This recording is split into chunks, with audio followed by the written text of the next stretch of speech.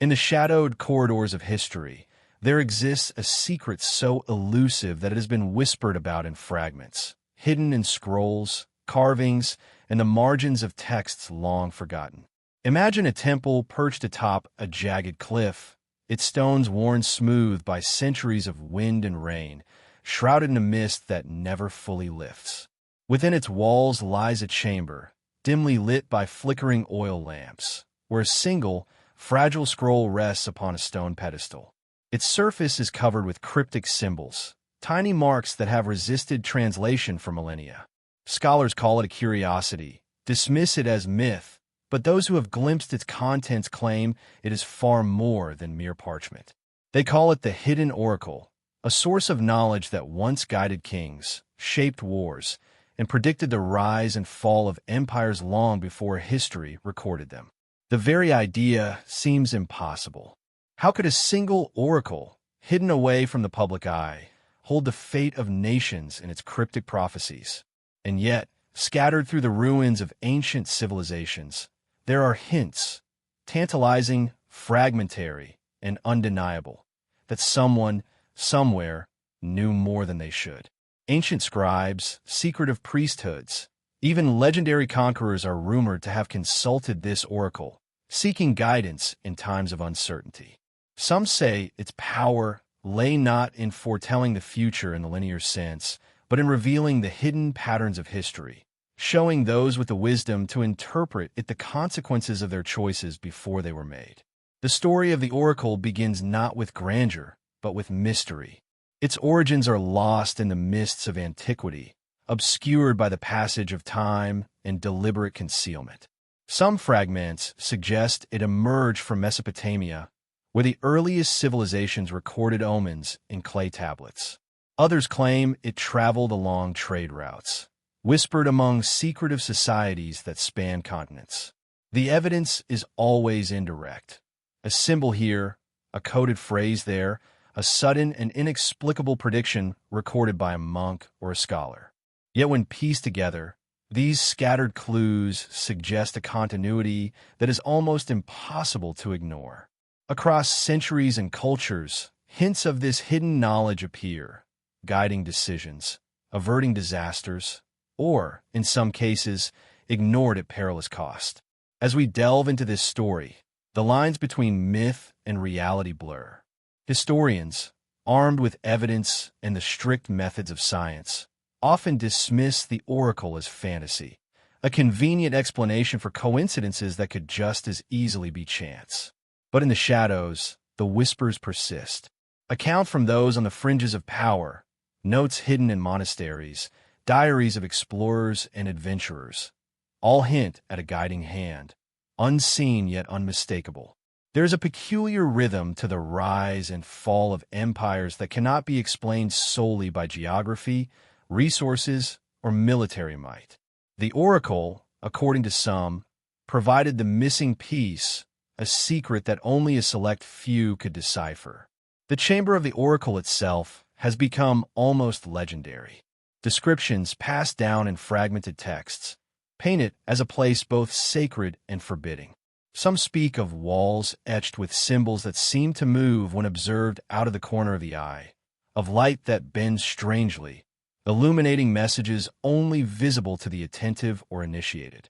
Others claim that the scrolls themselves are living documents, shifting with the tides of time, revealing new prophecies when old ones come to pass. The imagery is cinematic, almost dreamlike, yet countless explorers, archaeologists, and scholars have reported encounters that cannot easily be explained. Whether these reports are truth, embellishment, or something in between, they set the stage for a story of power, secrecy, and knowledge that transcends the ordinary flow of history. And here, in this liminal space between legend and history, the question arises, what if the fates of empires, the decisions of rulers, and the tides of war were never entirely random? What if a hidden hand, guided by knowledge lost to most of humanity, quietly influenced the course of civilization? The idea is seductive, almost dangerous, because it challenges the notion that history is what it seems, a sequence of events driven by visible causes. Instead, It proposes a layer beneath, a secret narrative written in symbols, prophecies, and carefully guarded manuscripts, waiting for those brave enough to uncover it. Tonight, we begin a journey into that hidden world, a journey that will take us across continents, through the ruins of forgotten civilizations, into the chambers of secret societies, and into the minds of those who claim to have known the oracle's power. Along the way, we will confront skepticism, uncover mysteries, and trace the patterns that may reveal how a single oracle could foresee the fate of empires. Every fragment we examine, every symbol we decode, brings us closer to understanding a force that history tried to conceal, but that whispers still echo across time. Prepare yourself to step beyond the boundaries of the known. Prepare to question what you have been taught about the rise and fall of nations. For the story of the hidden oracle is not just about prophecies. It is about the unseen currents that shape the destiny of humanity itself, currents that, until now, have remained hidden in the shadows. Long before empires rose and fell, before kings and conquerors etched their names into stone, humanity has been drawn to the idea of knowing the future.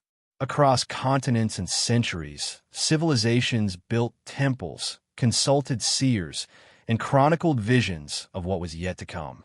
These oracles, though separated by geography and culture, shared a common thread: the promise of insight, the tantalizing possibility of glimpsing the invisible threads that bind past, present, and future.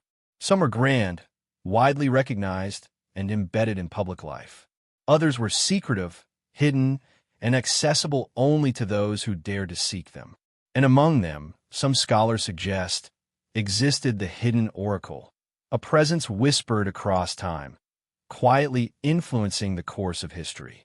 Consider Delphi, perched high in the mountains of ancient Greece, where the Pythia, a woman of remarkable reputation, delivered cryptic prophecies to all who sought her counsel. Kings and generals traveled great distances, bearing gifts and tributes, eager to hear the words that might shape their fates. Her pronouncements were rarely straightforward. They came as riddles, layered with ambiguity, yet those who learned to interpret them swore they were accurate beyond coincidence.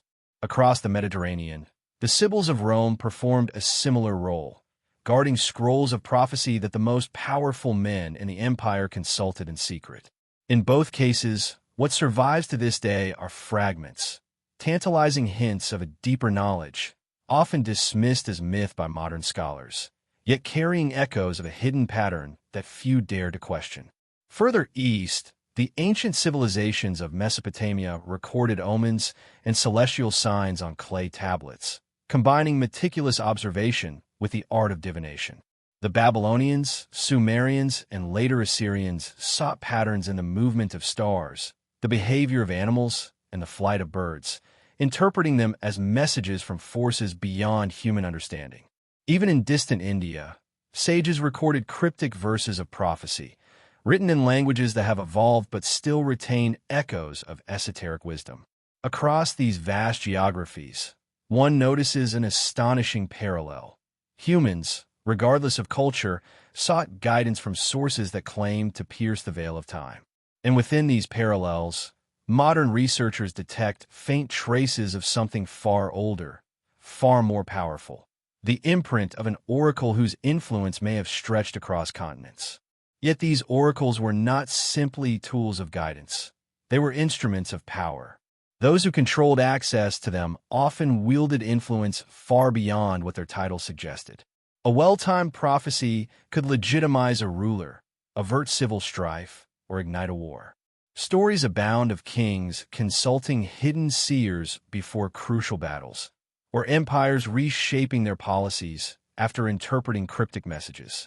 Some oracles operated openly, serving as public institutions. Others remained concealed, their knowledge reserved for secretive priesthoods or shadowy councils.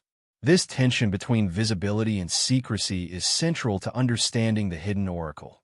It was not just a source of predictions, but a carefully guarded instrument, accessible only to those deemed capable of comprehending its full power. In some cases, the oracle's warnings were ignored, and civilizations suffered the consequences. In others, rulers heeded the cryptic guidance and altered history in ways that seemed miraculous. But even when ignored, these prophecies left traces, whispers in historical records, subtle anomalies in events that historians struggle to explain. Modern scholarship often labels such occurrences as coincidence or embellishment. Yet when patterns are traced across time and space, the coincidences begin to feel deliberate. Could it be that these oracles collectively were channels of a single, hidden force? Could there have been one source, carefully protected and dispersed, whose influence was stitched into the fabric of multiple civilizations? Legends of hidden oracles are not limited to temples and scrolls. Some accounts speak of sacred caves, mountain retreats, and even secret chambers beneath the foundations of great cities. In China, oracles consulted the movement of the heavens and the flow of rivers, creating divinations that guided emperors in the selection of dynastic successors. In Africa, tribal seers interpreted natural phenomena and ceremonial rituals to provide counsel to leaders. And in the Americas, pre-Columbian civilizations like the Maya developed complex calendars and prophetic systems that astonishingly predicted cycles of celestial events and societal upheaval.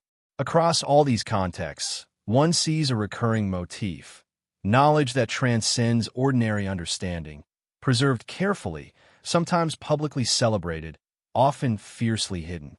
It is within this global tapestry that the hidden oracle seems to emerge, not merely as one of many, but as a focal point, an echo repeated in myths and legends, in coded writings and esoteric traditions.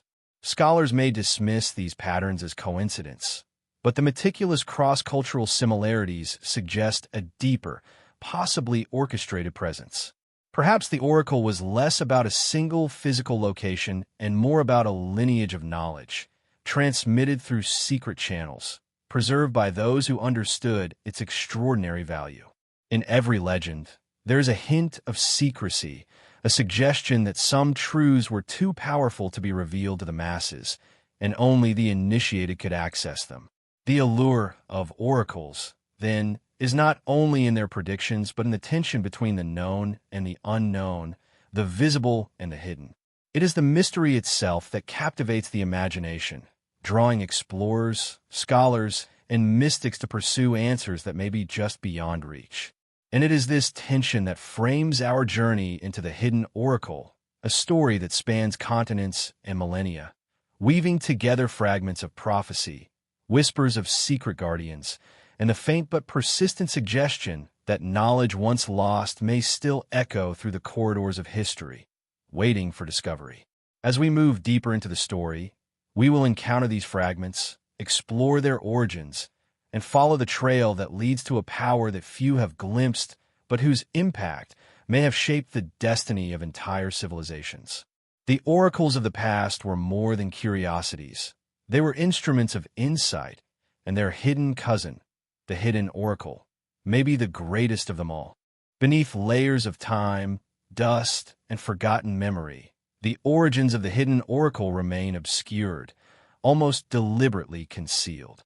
Unlike the famous oracles of Delphi or the Sibyls of Rome, whose stories have survived in fragments, the hidden oracle leaves only tantalizing traces, cryptic references in obscure manuscripts, vague mentions in the diaries of explorers, and subtle allusions in texts that were carefully altered or destroyed over the centuries.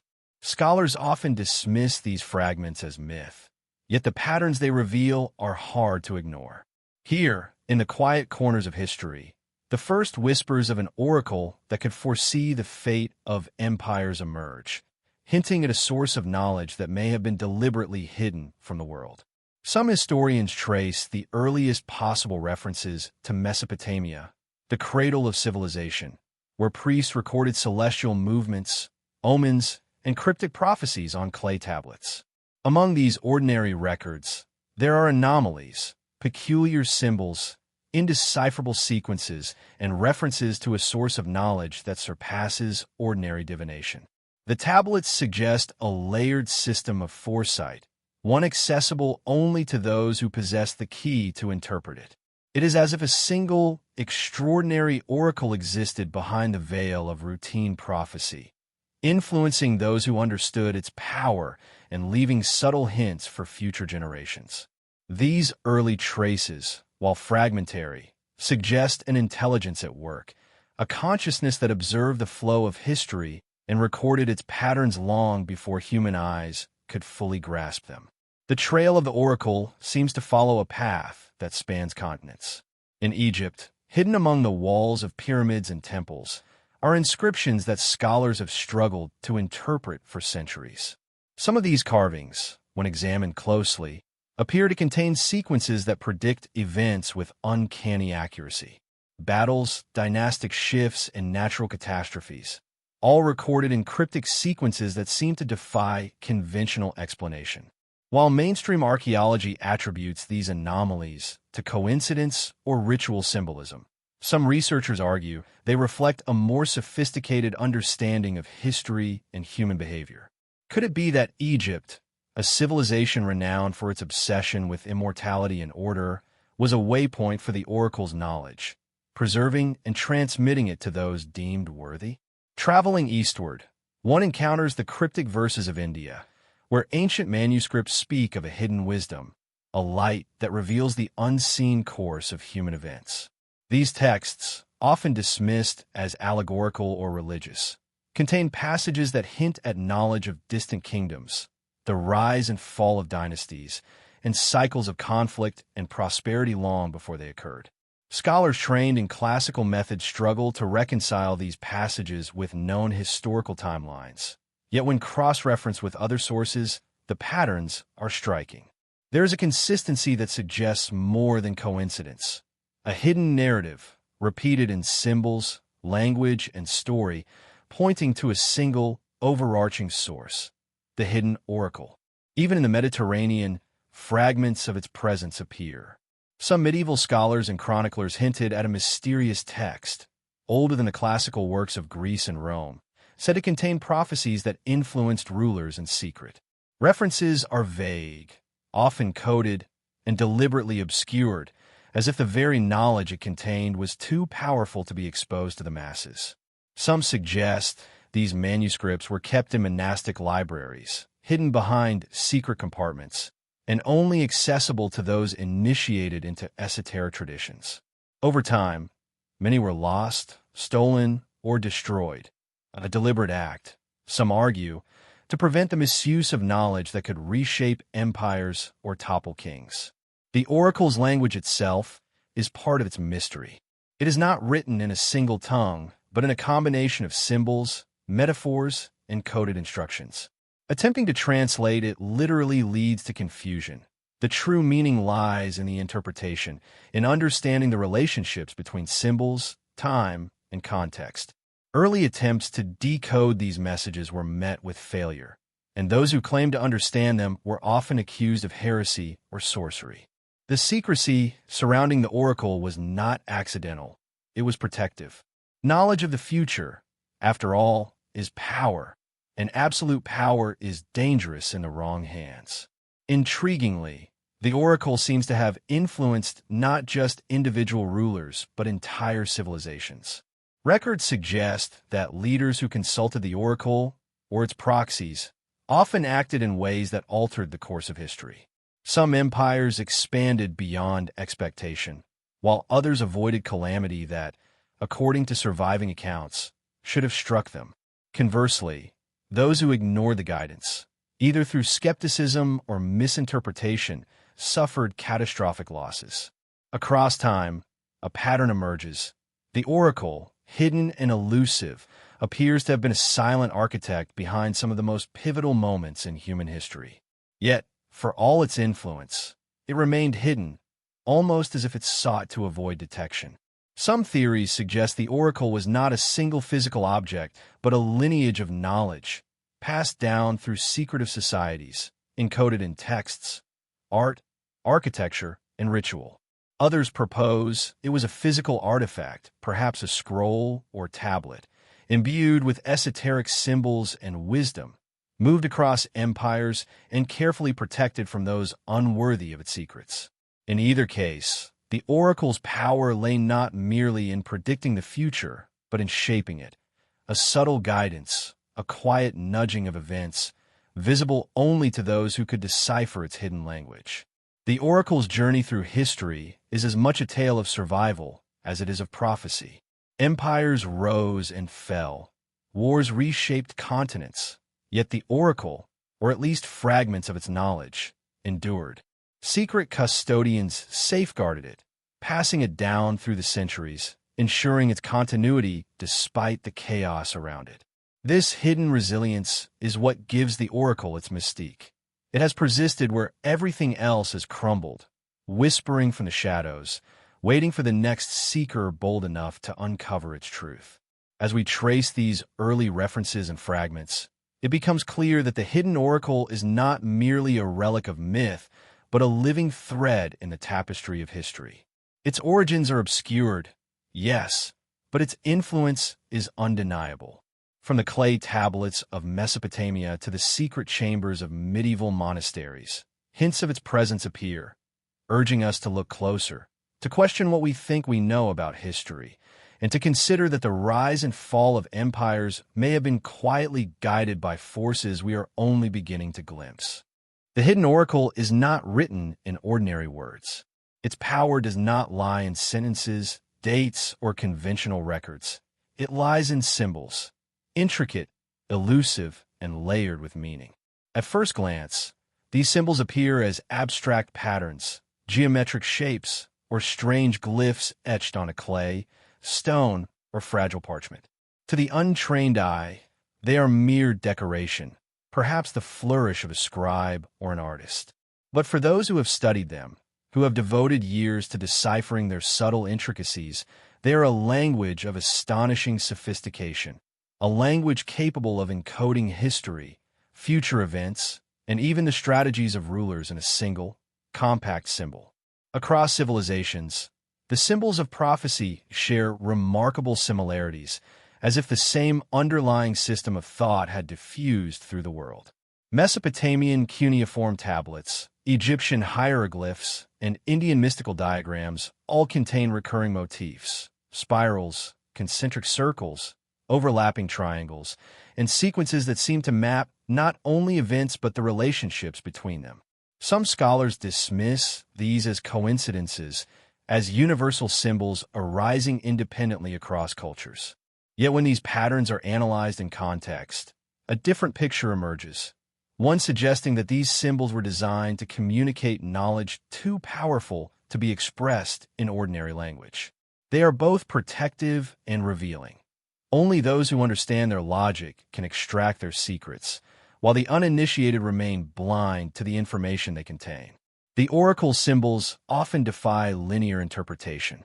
A single glyph might reference multiple layers of meaning: a historical event, a political warning, a moral lesson, and a forecast of future consequences all at once.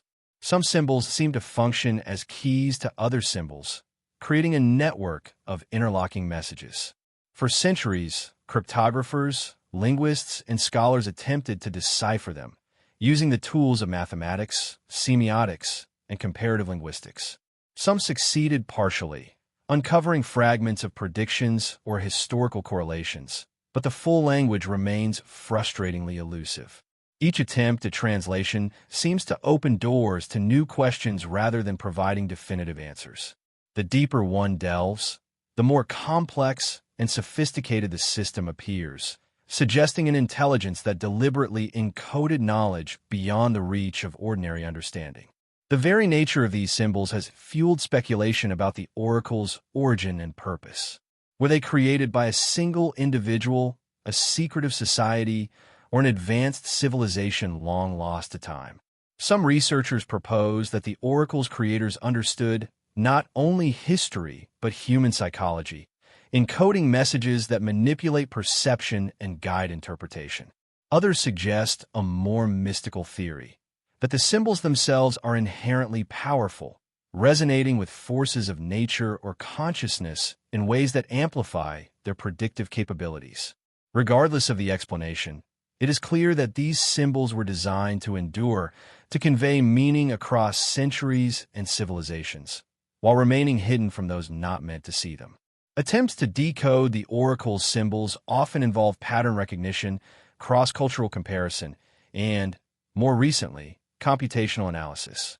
Scholars have mapped similarities between symbols found in ancient temples, medieval manuscripts, and cryptic carvings in remote locations. In some cases, the symbols appear to correspond with astronomical events, planetary alignments, or celestial cycles, suggesting that the oracle's language integrates time and space into its structure.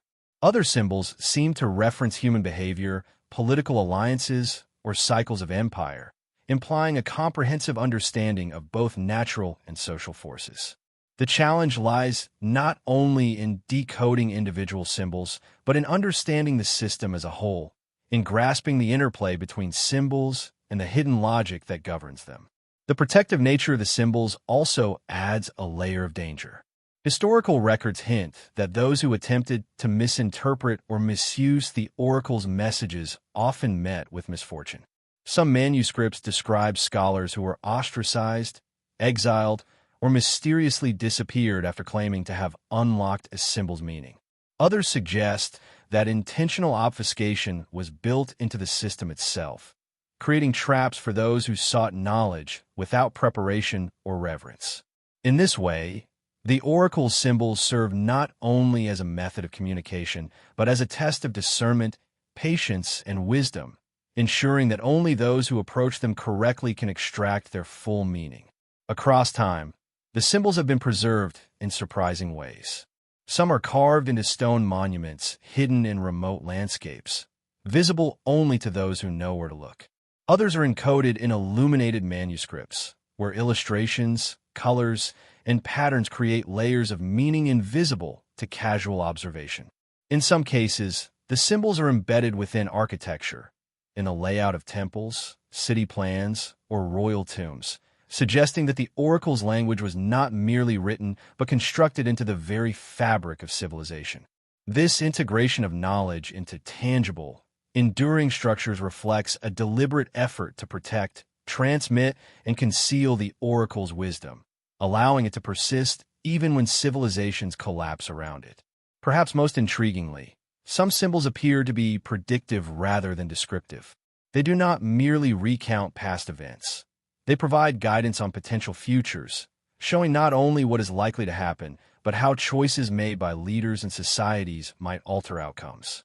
In this sense, the oracle's language functions as both map and compass, charting the course of human events while suggesting ways to navigate them.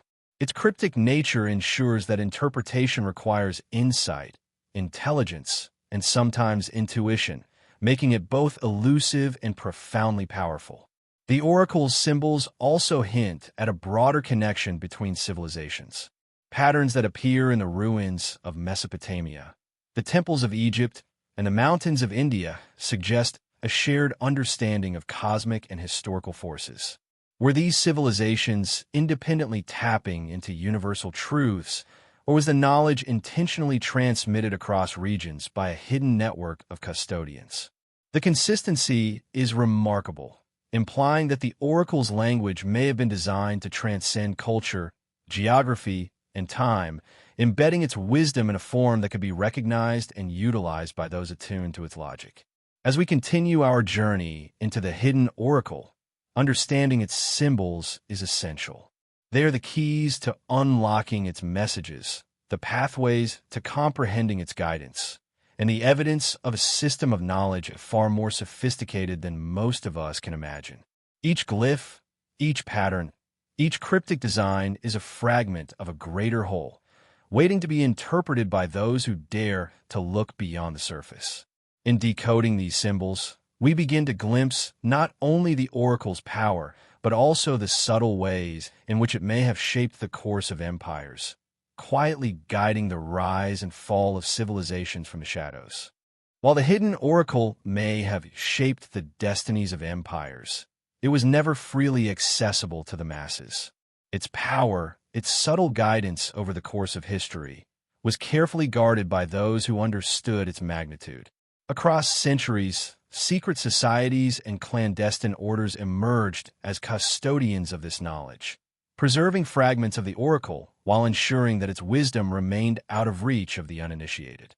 These groups operated in shadows, their members sworn to secrecy, their methods cryptic and often ritualistic. To the outside world, they appeared as mysterious fraternities, perhaps even conspiratorial in nature. To insiders, however, they were stewards of knowledge that could alter the very course of civilization. The Knights Templar are perhaps the most famous of these guardians. Founded in the early 12th century, their rise to prominence has often been attributed to military prowess and financial acumen. Yet some historians and esoteric researchers suggest a more profound role, that the Templars were not merely warriors and bankers, but custodians of ancient knowledge, including fragments of the hidden oracle. Legend holds that they discovered sacred texts and artifacts during their campaigns in the Holy Land, objects that contained cryptic prophecies and coded guidance. The Templars are said to have hidden these treasures in secret locations, embedding clues in their architecture, seals, and rituals, ensuring that only those who understood the symbols could access the oracle's wisdom. The Rosicrucians, emerging in Europe during the Renaissance, similarly cultivated an aura of mystery. Their writings, heavily symbolic and often allegorical, hint at profound esoteric knowledge, blending philosophy, science, and prophecy. Some scholars argue that the Rosicrucians were custodians of a lineage of knowledge stretching back to antiquity, a lineage that included the hidden oracle. Their teachings, hidden in coded manuscripts and secret rituals, were designed not only to impart understanding, but also to test the discernment of the seeker. Those who could interpret the layers of meaning gained insight into patterns of history, cycles of power, and perhaps even glimpses of future events. Yet these societies were not merely academic or spiritual in their pursuits. They understood that knowledge of the future is a form of power, one that could topple kings, alter empires, and redefine the balance of civilizations. This awareness necessitated secrecy. Custodians of the oracle worked in silence, often risking persecution or death to protect their treasures. In medieval Europe, inquisitions, wars, and political rivalries threatened the survival of hidden wisdom, forcing these guardians to encode their teachings in symbols, myths, and architecture. Monasteries, cathedrals, and secret chambers became repositories for knowledge that could not be openly shared, preserving the oracle across centuries despite the relentless upheavals of history. In Asia, similar guardians existed. In India, certain mystical orders and secret lineages preserved cryptic manuscripts containing predictive verses and encoded knowledge. Access was restricted to those deemed spiritually and intellectually capable, ensuring that the guidance could not be misused. In China, esoteric sects associated with the imperial court preserved astronomical and prophetic charts, advising emperors in secret on matters of governance, warfare, and diplomacy. These guardians understood that prophecy without discretion could be catastrophic, and that the misuse of foresight could invite chaos rather than prevent it. The methods of these secret custodians were as diverse as they were ingenious. Some embedded their knowledge in ritual and ceremony, ensuring that only the initiated could comprehend the deeper layers of meaning. Others employed cryptography, designing codes that concealed the oracle's messages within texts, diagrams, or architectural designs. Some even used physical objects, stones, scrolls, or talismans, as carriers of encoded wisdom, moving them across regions to keep them safe from theft, destruction, or misuse. In every case, the emphasis was on preservation and controlled transmission, ensuring the oracle's knowledge endured without falling into the hands of those unprepared to wield it responsibly. The risks faced by these guardians were immense. Throughout history, those who sought the oracle for personal gain often met mysterious fates. Wars, purges, and inquisitions claimed countless lives, and many manuscripts were destroyed or hidden beyond retrieval. The secrecy surrounding these societies was not mere paranoia.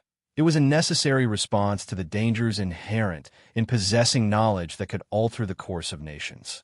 This tension between preservation and peril added to the mystique of the hidden oracle, casting its custodians as both protectors and conspirators in a story that spanned centuries. Some custodians even left subtle trails, small breadcrumbs for future seekers. Architectural patterns, symbolic carvings, cryptic writings in monasteries, and coded art may all serve as markers pointing toward fragments of the oracle. These traces, while invisible to the uninitiated, provide a tantalizing roadmap for those willing to look, offering glimpses of the profound knowledge safeguarded across centuries. In this way, the oracle remained alive, not as a static artifact, but as a dynamic presence, influencing events indirectly through those who understood its significance. The concept of guardianship also introduces a moral dimension. Knowledge of the future is not neutral. It carries responsibility.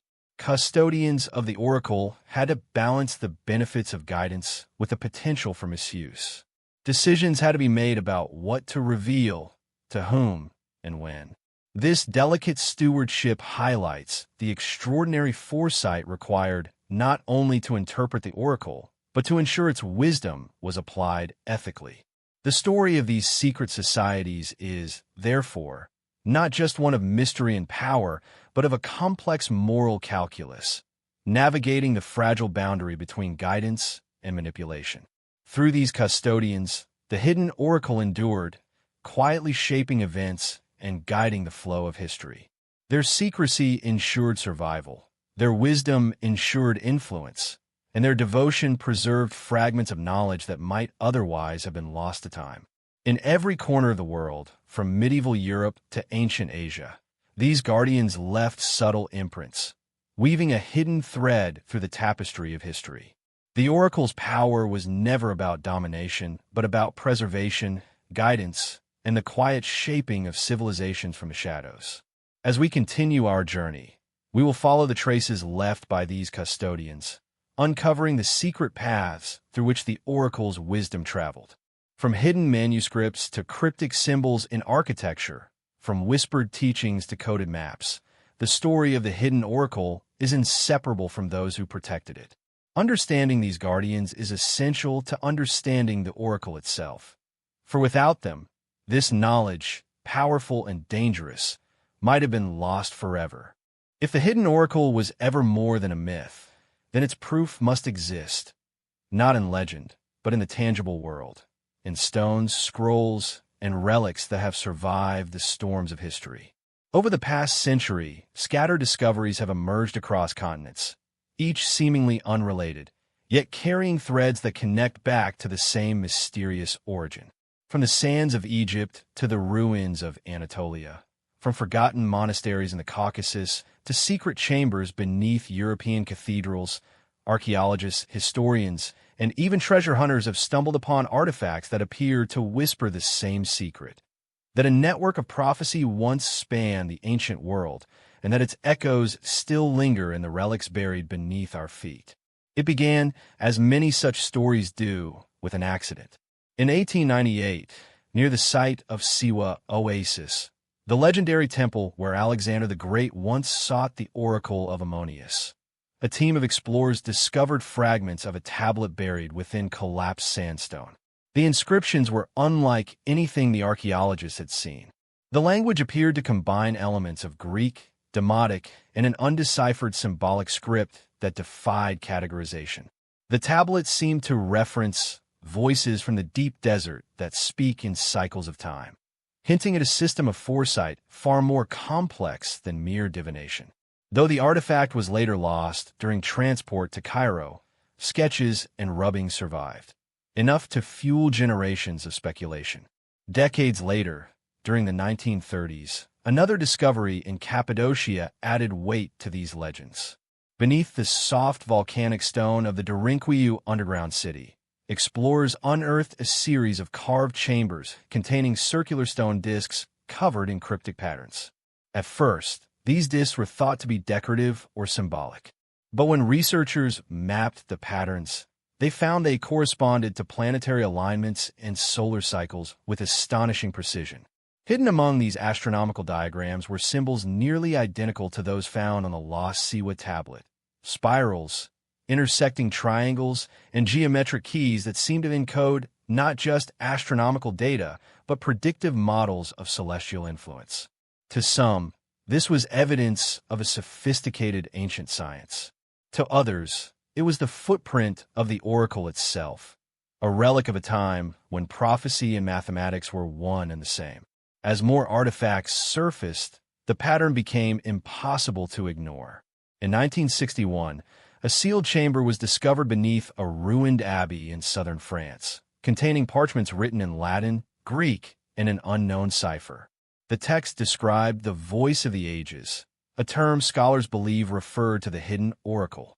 Within the writings were predictive accounts of European conflicts and natural disasters, events that, according to later analysis, matched astonishingly well with actual occurrences centuries later. One passage, dated to the 9th century, even predicted the fall of the Iron Eagle in the year of the Second Fire, which many interpreted as a prophecy of the decline of Nazi Germany during World War II. Whether coincidence or evidence of an unbroken prophetic lineage, the discovery reawakened interest in the idea that the oracle's wisdom had never fully vanished, only gone underground. Other clues came from far beyond Europe. In the Himalayas, Tibetan monks preserve scrolls describing a mirror that reveals the pathways of fate, said to have been brought from the West thousands of years ago by wandering sages. The description matches certain ancient artifacts, polished obsidian discs and crystal lenses, found in excavations from Anatolia to Mesoamerica. Some of these lenses are optically perfect even by modern standards, capable of magnifying light or projecting images when struck by sunlight. Were these objects purely ceremonial, or did they serve as tools for scrying? The ancient art of gazing into reflections to glimpse future events? The parallels across civilizations suggest a shared origin, perhaps a network of knowledge that once linked distant cultures under the invisible guidance of the oracle. In 1974, in the sands near the ruins of Ubar, the fabled Atlantis of the desert in Oman, archaeologists uncovered a set of copper plates engraved with intricate diagrams and text written in a Proto-Arabic script. The plates described the watchers of the turning sky and mentioned an eye of flame that could speak in patterns of light. When analyzed under ultraviolet light, the plates revealed faint etchings invisible to the naked eye, lines and symbols that formed a map of celestial constellations not as they appeared in the ancient past, but as they would align thousands of years into the future. The precision was eerie, the implication profound. These ancient scholars, whoever they were, understood astronomical cycles spanning millennia.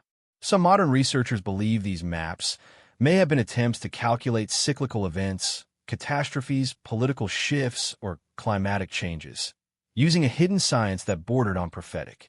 Skeptics argue that such artifacts are coincidences, products of human imagination and the tendency to find patterns in chaos. Yet the persistence of similar symbols and motifs across time and geography is difficult to explain away. The spiral, the intersecting triangle, the eye within a circle. These recurring emblems appear on temple walls in Egypt, on Sumerian clay tablets, in Mesoamerican codices, and even in medieval alchemical manuscripts. To believers, these symbols are the fingerprints of the oracle, markers left by those who once possessed its wisdom and sought to conceal it beneath layers of allegory and art. To them, archaeology is not just the study of the past, but the slow reassembly of a shattered map, one that, when completed, might reveal how humanity once glimpsed its own destiny. In recent years, advanced imaging technologies have uncovered even more startling details.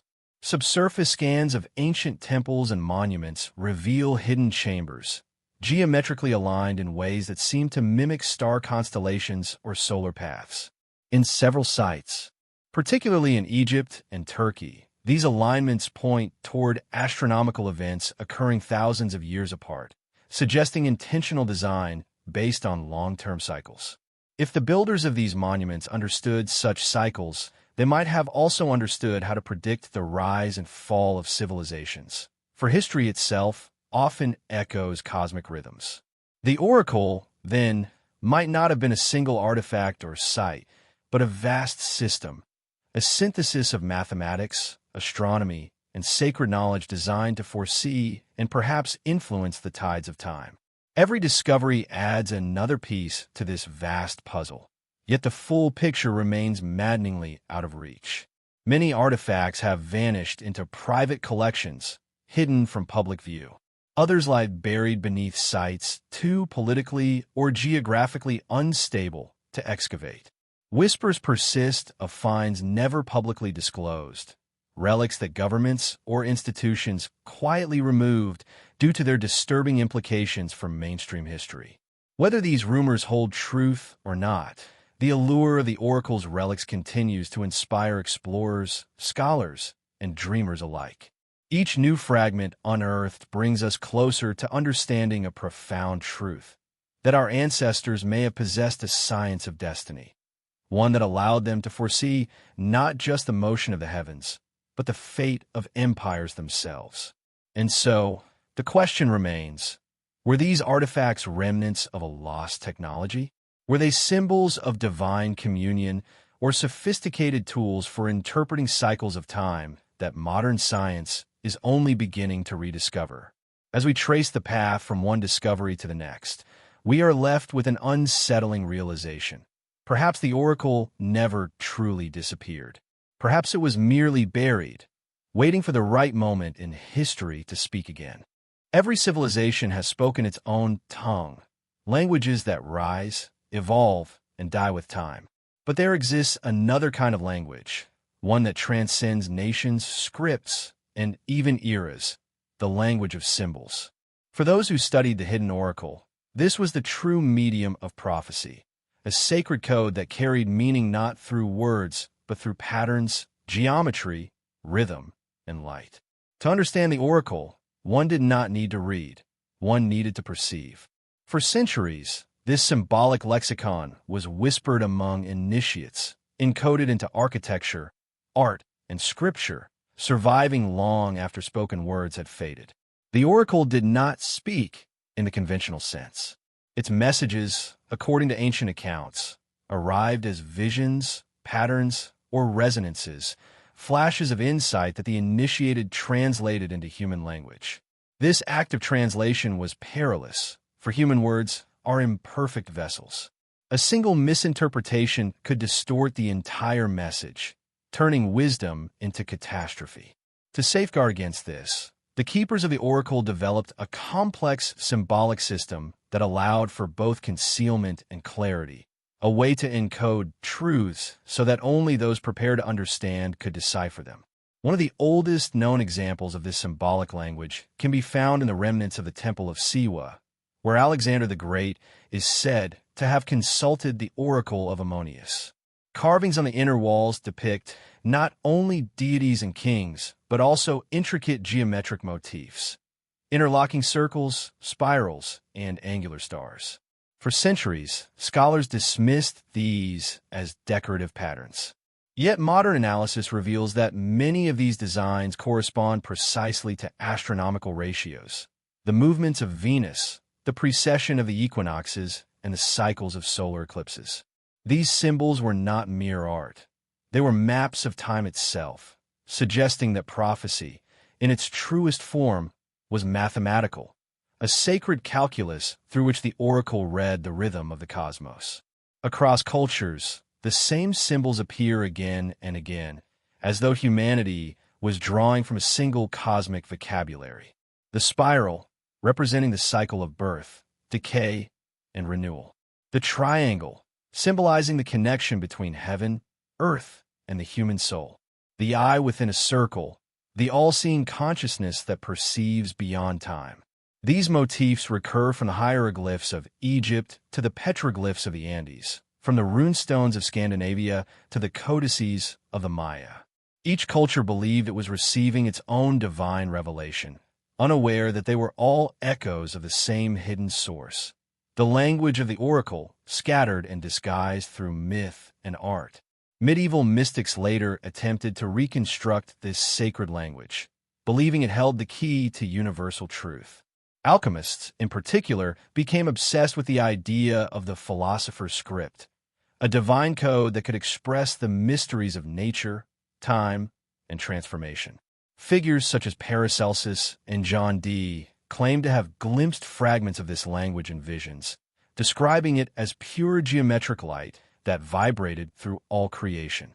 Dee even recorded a series of communications with what he called angelic intelligences, producing the cryptic Enochian language, a tongue said to predate humanity itself.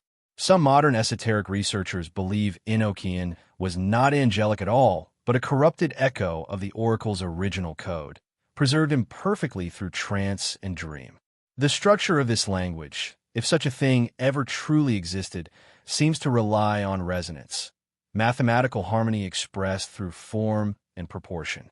Sacred geometry, sound frequencies, and even color arrangements were thought to be expressions of the same cosmic syntax. The ancients believed that by aligning human consciousness with these universal patterns, one could access higher knowledge, glimpses of what was, what is, and what will be.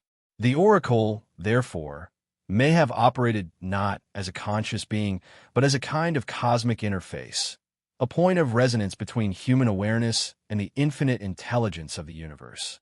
Some theorists suggest that the coded prophecies of the oracle were transmitted through this resonance, embedding themselves into symbols, texts, and even architecture. Cathedrals, temples, and pyramids may have been more than places of worship. They were amplifiers designed to tune human consciousness to specific frequencies.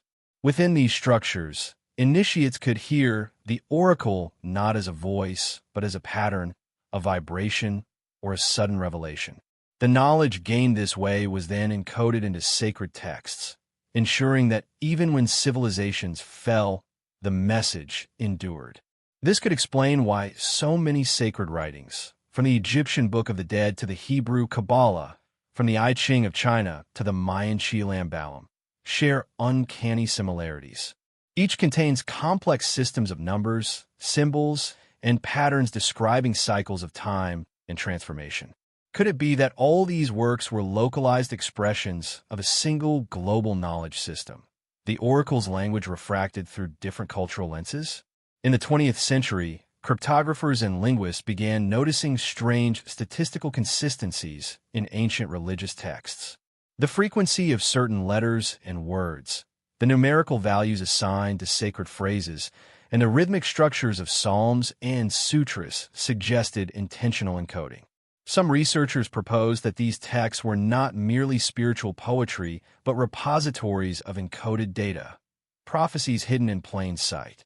When certain sequences were decoded using mathematical models, they appeared to predict astronomical events, political upheavals, and even shifts in human consciousness itself.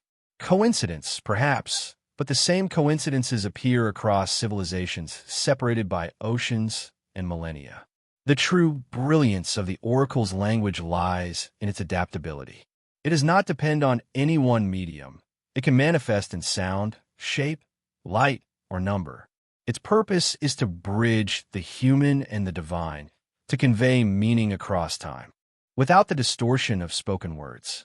This is why even modern scientists, studying phenomena like cymatics, the visual patterns created by sound frequencies, find themselves rediscovering the same forms that ancient mystics carved into stone. The patterns of prophecy are written into the vibration of reality itself.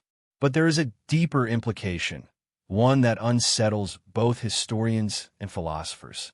If the oracle's language truly underlies all human culture, then prophecy is not an external gift, but an inherent human capacity, one we have forgotten how to use.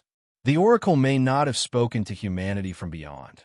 Rather, it may have awakened within certain individuals the ability to perceive the hidden structure of time, the patterns connecting past, present, and future.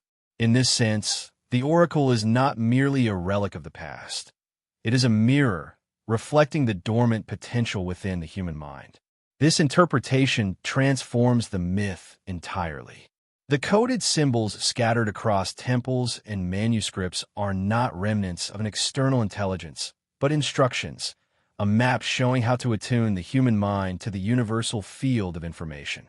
Each spiral, each geometric ratio, each sacred number is a note in the symphony of time. The question is no longer what did the oracle say, but can we still learn to hear it? Perhaps the hidden oracle never truly vanished because it was never an object at all. It was a way of seeing, a consciousness capable of reading the patterns of the universe as easily as one reads a book. Those who mastered its language became its messengers, shaping the destinies of empires through the knowledge they carried. And those centuries have passed, fragments of this language still surround us, etched in stone, woven into myth, hidden in art, waiting, perhaps, for humanity to remember how to listen again. Long before history began recording itself, there were places where the air seemed to vibrate with memory. Sanctuaries built not merely of stone, but of purpose. Across continents, these sites share uncanny similarities. Precise geometry, unnatural acoustics, alignments with the stars, and an atmosphere of deep, inexplicable stillness. Modern archaeologists catalog them as temples, shrines, or observatories. But the ancients called them something else, gates. Gates to what? To the oracle itself. Legends speak of 7 temples that formed the axis of the hidden oracle, a network spanning from Egypt to Mesopotamia, from the Himalayas to the forgotten islands of the West. Each temple was said to resonate at a unique frequency, attuned to specific planetary vibrations. When activated together through ritual or alignment, these temples created a harmonic bridge, a channel through which the oracle could communicate. The first of these temples, according to fragmented Sumerian tablets, was the Eker, the mountain house of Enlil in ancient Nippur. Though now little more than ruins buried in dust, the Eker was once described as a place where heaven met earth. The structure's layout followed a pattern that mirrored the Pleiades, a constellation long associated with divine intelligence. Inside, priests would chant harmonic tones designed to resonate with the Earth's frequency. These weren't mere religious ceremonies. They were acts of tuning, aligning human consciousness with the cosmic pulse. The oracle, the texts imply, did not descend. It emerged, awakened by resonance. Far to the west, across deserts and seas, another of these sanctuaries stood at Siwa Oasis in Egypt, the Temple of Ammonius, where Alexander the Great was declared the son of a god. But behind that public ritual lay something far more esoteric. Deep within the temple's inner chambers lies an echo phenomenon still unexplained by acousticians. A whisper at one end travels along the walls, magnified and multiplied, as if the stones themselves are speaking. Local legend claims that this was where the oracle of Ammonius answered in the voice of wind. Alexander's advisors recorded that he emerged pale, trembling, his expression one of awe and dread. He would never reveal what he heard. In Greece, the Temple of Delphi operated under a similar principle. The Pythia, high priestess of Apollo, would inhale vapors and enter trance, her words cryptic, trembling, half-formed.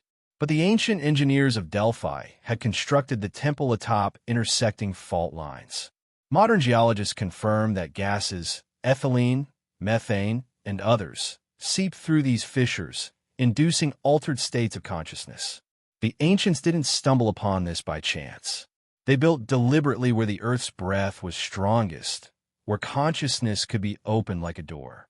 The oracle's voice, it seems, was both geological and metaphysical, the planet itself speaking through the human mind. Even more mysterious is the Temple of the Luminous Sound, hidden in the mountains of western Tibet. Few outsiders have ever seen it. Tibetan manuscripts describe a hall that sings, constructed entirely from stone that hums when touched. Pilgrims speak of vibrations that pass through the bones, of moments when light ripples across the walls like liquid. Within, a symbol is carved repeatedly, a spiral emerging from a triangle. Local monks call it the heart of the echo. They say that when a human voice aligns with the temple's tone, visions of other worlds appear. Western explorers who sought it in the early 20th century vanished without trace. Only fragments of their journals remain. One line reads, "The stones are not dead. They listen." Across the ocean, in the jungles of Central America, the Temple of Kukulkan in Chichen Itza reveals the same principle. During equinox, the setting sun casts a serpent of light that slithers down the pyramid staircase, a perfect alignment of shadow and time. But more curious still is its acoustics. A single clap at its base produces an echo that mimics the chirp of the quetzal, a bird sacred to the Maya and symbolic of divine communication. Coincidence? Or deliberate design? Acoustic engineers have confirmed that the pyramid acts as a vast sound modulator, an amplifier of human voice, transforming prayer into vibration. Perhaps the priests were not just speaking to their gods, but through them. The Temple of Malta, older than Stonehenge, offers yet another puzzle. Built from enormous limestone blocks, its chambers produce infrasonic frequencies, sounds below the range of human hearing. These low vibrations can alter brainwave patterns, inducing deep meditative states. When dozens of initiates chanted within those walls, the air itself seemed to throb. Archaeologists who tested its resonance reported disorientation, visions, and time distortion. One researcher wrote privately, "I felt as though the building was thinking. What connects these sacred sites is not culture or geography, but vibration, the science of resonance encoded within spiritual architecture." The ancients understood something we have long forgotten, that consciousness is not bound within the skull, but intertwined with frequency, geometry, and sound. Each temple, each gate, was a kind of tuning fork designed to bring human awareness into alignment with the hidden harmonics of the earth. And once that alignment was achieved, something extraordinary could occur. The oracle would awaken, not as a voice from heaven, but as an unfolding from within. Secret societies of later centuries sought to recreate this phenomenon. The Knights Templar, for instance, constructed chapels that echoed ancient acoustic designs, such as the enigmatic Rosslyn Chapel in Scotland. Its arches and carvings encode musical frequencies. Its columns vibrate subtly when chanted near. Modern researchers have discovered that Rosslyn's architecture corresponds to specific musical notes that, when played in sequence, generate standing wave patterns matching those of sacred geometry. Coincidence, or an attempt to rebuild a lost instrument of revelation? The deeper one looks, the more it seems that these temples were not places of worship, but components of a global network, a planetary system of consciousness amplification. Some esoteric traditions claim that when all 7 temples were once activated in unison, the oracle's full manifestation occurred. An age of illumination briefly dawned, only to collapse under the weight of human fear and power. The temples were then sealed, their locations hidden, their blueprints fragmented into myths and sacred texts. Today, their ruins stand silent. Tourists photograph them. Archaeologists measure them. But occasionally, someone standing within their echo chambers feels something else. A pulse, a vibration underfoot, a momentary whisper in the bones. As if the ancient frequency still lingers, waiting for someone to remember the song. Perhaps the oracle was never meant to be found in a single place. Perhaps it exists wherever resonance awakens consciousness, in sound, in geometry, in silence itself. The temples were merely mirrors, built to remind humanity of its forgotten capacity, to tune itself to the voice of the cosmos. And if that voice still speaks, it does so not from the ruins of stone, but from the depths of the human spirit, awaiting those who can listen without words. Every great mystery breeds a silent order, those who keep the flame alive when the world forgets. The oracle was no exception. When the temples of resonance fell silent and empires turned to dust, a new kind of priesthood emerged, one without temples, altars, or visible symbols. They called themselves the Brotherhood of the Echo. Their purpose was simple, yet perilous: to protect the remnants of the oracle's knowledge and ensure its frequency would never vanish entirely from the world. Unlike the grand cults or the secretive orders of kings, the Brotherhood existed in whispers, passed down through lineages of architects, alchemists, monks, and wanderers who understood that truth must sometimes hide itself to survive. The first traces of the Brotherhood appear not in inscriptions or monuments, but in errors, deliberate distortions inserted into ancient manuscripts. A single reverse letter, an unexpected phrase, an impossible diagram, all subtle codes pointing to hidden geometry or sacred ratios. Medieval copyists who preserved these errors were, in some cases, initiates. The Brotherhood worked through the written word, embedding fragments of the oracle's harmonic science in illuminated texts, musical notations, and cathedral blueprints. One of the earliest known members, according to later Masonic legend, was an architect named Marcellus of Tyre. In the ruins of a burned library, he is said to have discovered a scroll that described the voices of the stone. Fearing it would be destroyed by the church, he transcribed its secrets into architectural design. The cathedrals he built, particularly those in southern France, were said to hum when the choirs sang specific chants. To the uninitiated, it was divine beauty. To the Brotherhood, it was resonance, the ancient language of the oracle hidden in plain sound. As Christianity spread across Europe, many pagan temples were converted into churches, their sacred geometry left untouched beneath layers of new faith. The Brotherhood worked quietly within this transition, disguising ancient harmonics as Christian symbolism. The spiral of the Fibonacci sequence became the divine ratio. The vesica piscis, a geometric shape once used in temple acoustics, was transformed into a Christian motif. The old science was not lost. It was baptized. In the East, however, the Brotherhood took another form. Among Sufi mystics and Persian alchemists, there were whispers of the voice beneath silence. These mystics practiced breathing rituals that mimicked the resonant tones once used in the oracle temples. Their gatherings were secret, often disguised as musical or poetic assemblies. Rumi's verses, for instance, often describe the heart as an instrument tuned to the hidden song of the universe. Many scholars dismiss this as metaphor, but to the Brotherhood, poetry was a veil. Behind each line, a code of vibration and consciousness was concealed. During the Crusades, something remarkable happened. East met West, and the fragments of the oracle's teachings began to converge again. Knights returning from the Levant carried with them tales of singing stones and temples that breathed. Among these knights, some are said to have been initiated into the Brotherhood's mysteries through encounters with desert mystics and Coptic hermits. It is from this fusion that the Knights Templar emerged, not merely as warriors, but as seekers of sacred knowledge. In the vaults beneath Solomon's temple, the Templars allegedly discovered relics not of gold or silver, but of sound, tuning rods, harmonic bowls, and inscriptions describing frequencies aligned with planetary cycles. The Templars adopted these secrets into their own rituals, cloaked in Christian oaths but rooted in something far older.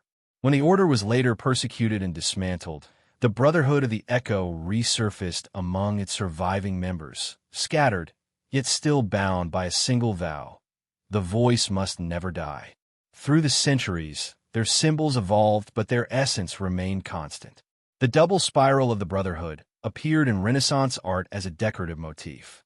In Da Vinci's notebooks, spirals, ratios, and sound wave diagrams intertwine mysteriously.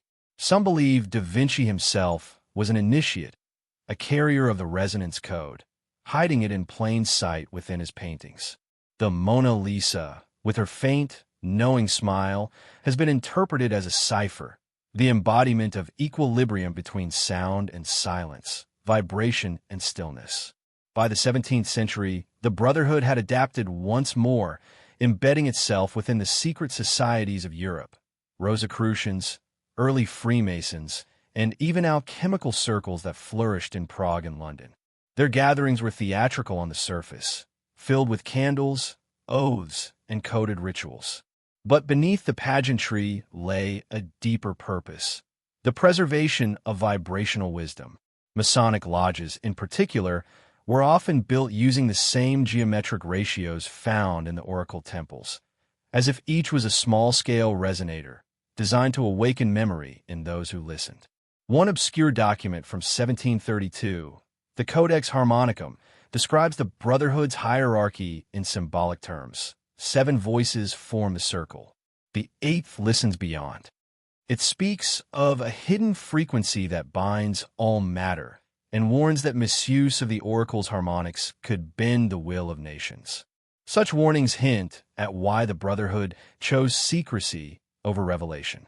To awaken the oracle without wisdom, the text claims, could bring madness instead of illumination. And so they waited, guiding quietly from the shadows. Some became patrons of cathedrals, others advisors to kings. They whispered through music, architecture, and art. During the Enlightenment, when reason replaced mystery, the Brotherhood's message grew quieter, yet it never disappeared. In the Romantic era, it resurfaced through composers who claimed to hear divine patterns in their dreams. Beethoven's later works, composed while he was deaf, are filled with harmonic structures that mirror the ratios of ancient temples. Scholars call it genius. The Brotherhood calls. Every great mystery breeds a silent order. Those who keep the flame alive when the world forgets. The oracle was no exception. When the temples of resonance fell silent and empires turned to dust, a new kind of priesthood emerged. One without temples, altars, or visible symbols. They called themselves the Brotherhood of the Echo. Their purpose was simple, yet perilous: to protect the remnants of the oracle's knowledge and ensure its frequency would never vanish entirely from the world. Unlike the grand cults or the secretive orders of kings, the Brotherhood existed in whispers, passed down through lineages of architects, alchemists, monks, and wanderers who understood that truth must sometimes hide itself to survive. The first traces of the Brotherhood appear not in inscriptions or monuments, but in errors, deliberate distortions inserted into ancient manuscripts. A single reversed letter, an unexpected phrase, an impossible diagram, all subtle codes pointing to hidden geometry or sacred ratios. Medieval copyists who preserved these errors were, in some cases, initiates. The Brotherhood worked through the written word, embedding fragments of the oracle's harmonic science in illuminated texts, musical notations, and cathedral blueprints. One of the earliest known members, according to later Masonic legend, was an architect named Marcellus of Tyre. In the ruins of a burned library, he is said to have discovered a scroll that described the voices of the stone. Fearing it would be destroyed by the church, he transcribed its secrets into architectural design. The cathedrals he built, particularly those in southern France, were said to hum when the choirs sang specific chants. To the uninitiated, it was divine beauty. To the Brotherhood, it was resonance, the ancient language of the oracle hidden in plain sound.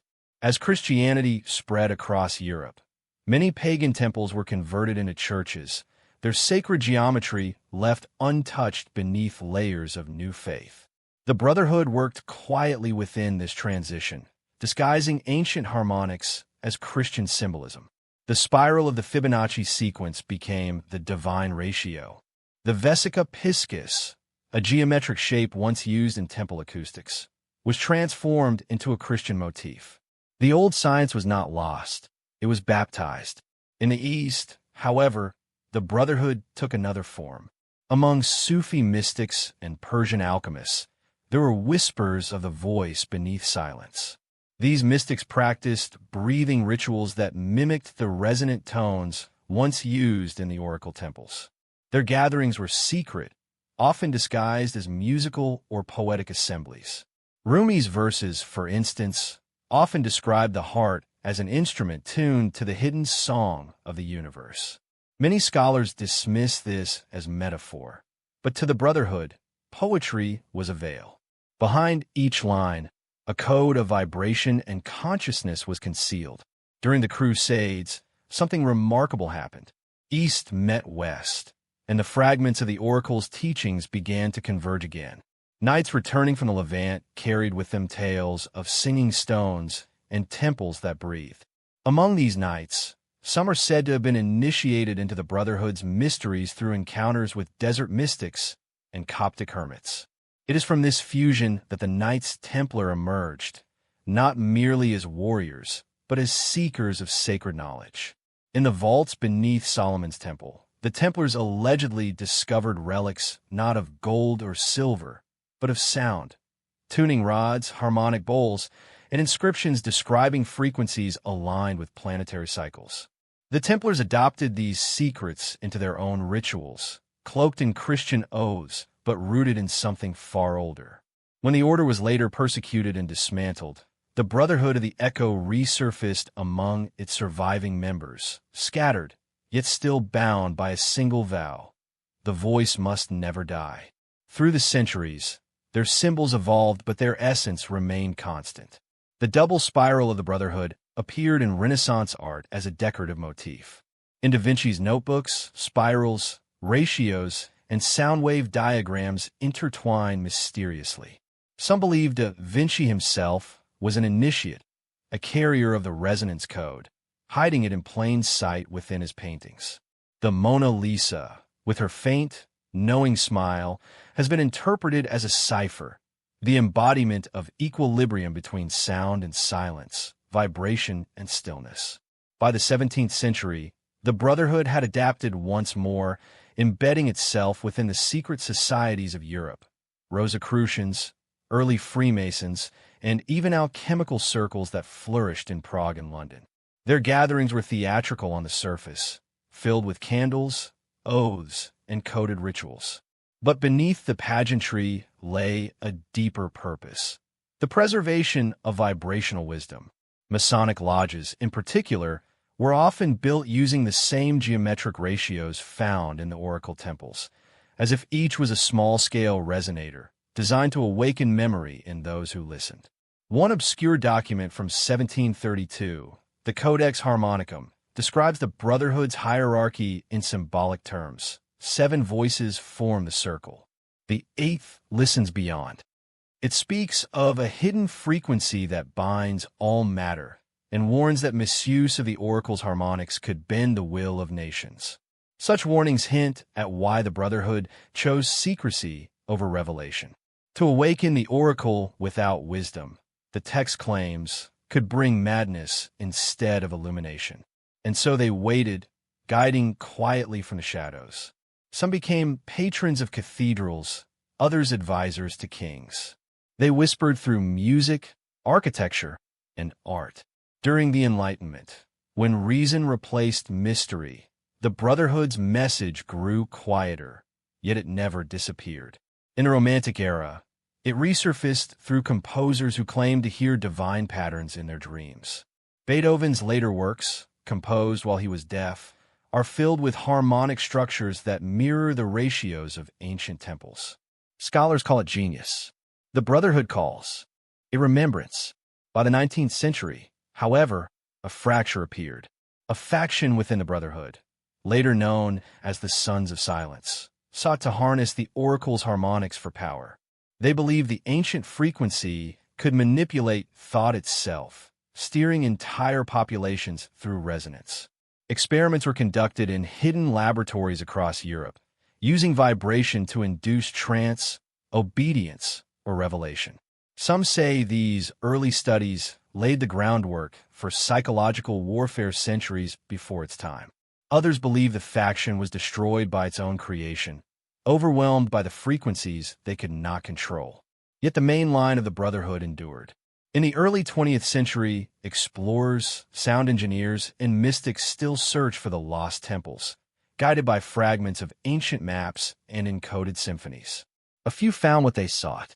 One diary recovered from an expedition in 1924 describes an encounter in the Sahara, an underground hall where the air sang without wind, where a single tone could make the walls glow faintly.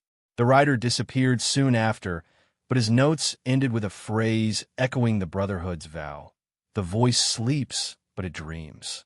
Today, traces of the Brotherhood's influence linger in unexpected places, in sacred geometry used in modern architecture, in frequency-based healing practices, and in the subtle hum of cathedrals when choirs perform ancient hymns. It is said that somewhere deep within old Europe, the last circle of the Brotherhood still gathers, not to worship but to listen, for they believe that one day the resonance will rise again and the oracle will speak once more. And when it does, it will not be to kings or priests, but to those who remember how to hear beyond words, to those who understand that every stone, every note, every silence carries the memory of the divine echo that first created the world. If the oracle's temples were gates and the Brotherhood of the Echo were their guardians, then there had to exist a map, not of geography, but of vibration, a chart that revealed where the Earth's frequencies converged, where the voice could still be heard. And according to scattered fragments across centuries, that map did exist. The ancients called it the harmonic codex, a star chart, a musical score, and an architectural blueprint all at once. It begins not on parchment or stone, but in sound itself. Every structure, every living thing, every movement of the heavens creates a frequency. The ancients knew this. They called it the music of the spheres. To them, planets weren't silent rocks, but resonant bodies, each emitting a tone that influenced the rhythm of life below. These cosmic notes were recorded by early astronomer priests, translated into ratios, and then transcribed into temples, monuments, and hymns. The earth, they believed, was an instrument, and the oracle was its tuning key. The first clues of this hidden map appeared in ancient Babylonian tablets. Among the cuneiform inscriptions that track celestial cycles lies an odd sequence of numbers: 3, 4, 6, 8, 9, 12. On the surface, meaningless. But when interpreted musically, they form perfect harmonic intervals, the foundation of all known scales. The same numbers reappear in Egyptian pyramid measurements, in the layout of Stonehenge, and even in Mayan calendar glyphs. Across time and culture, humanity seems to have been following an invisible rhythm, the universal pulse of the oracle. During the classical age, Greek philosophers tried to interpret it. Pythagoras, often mythologized as the father of mathematics, was in truth a mystic obsessed with sound.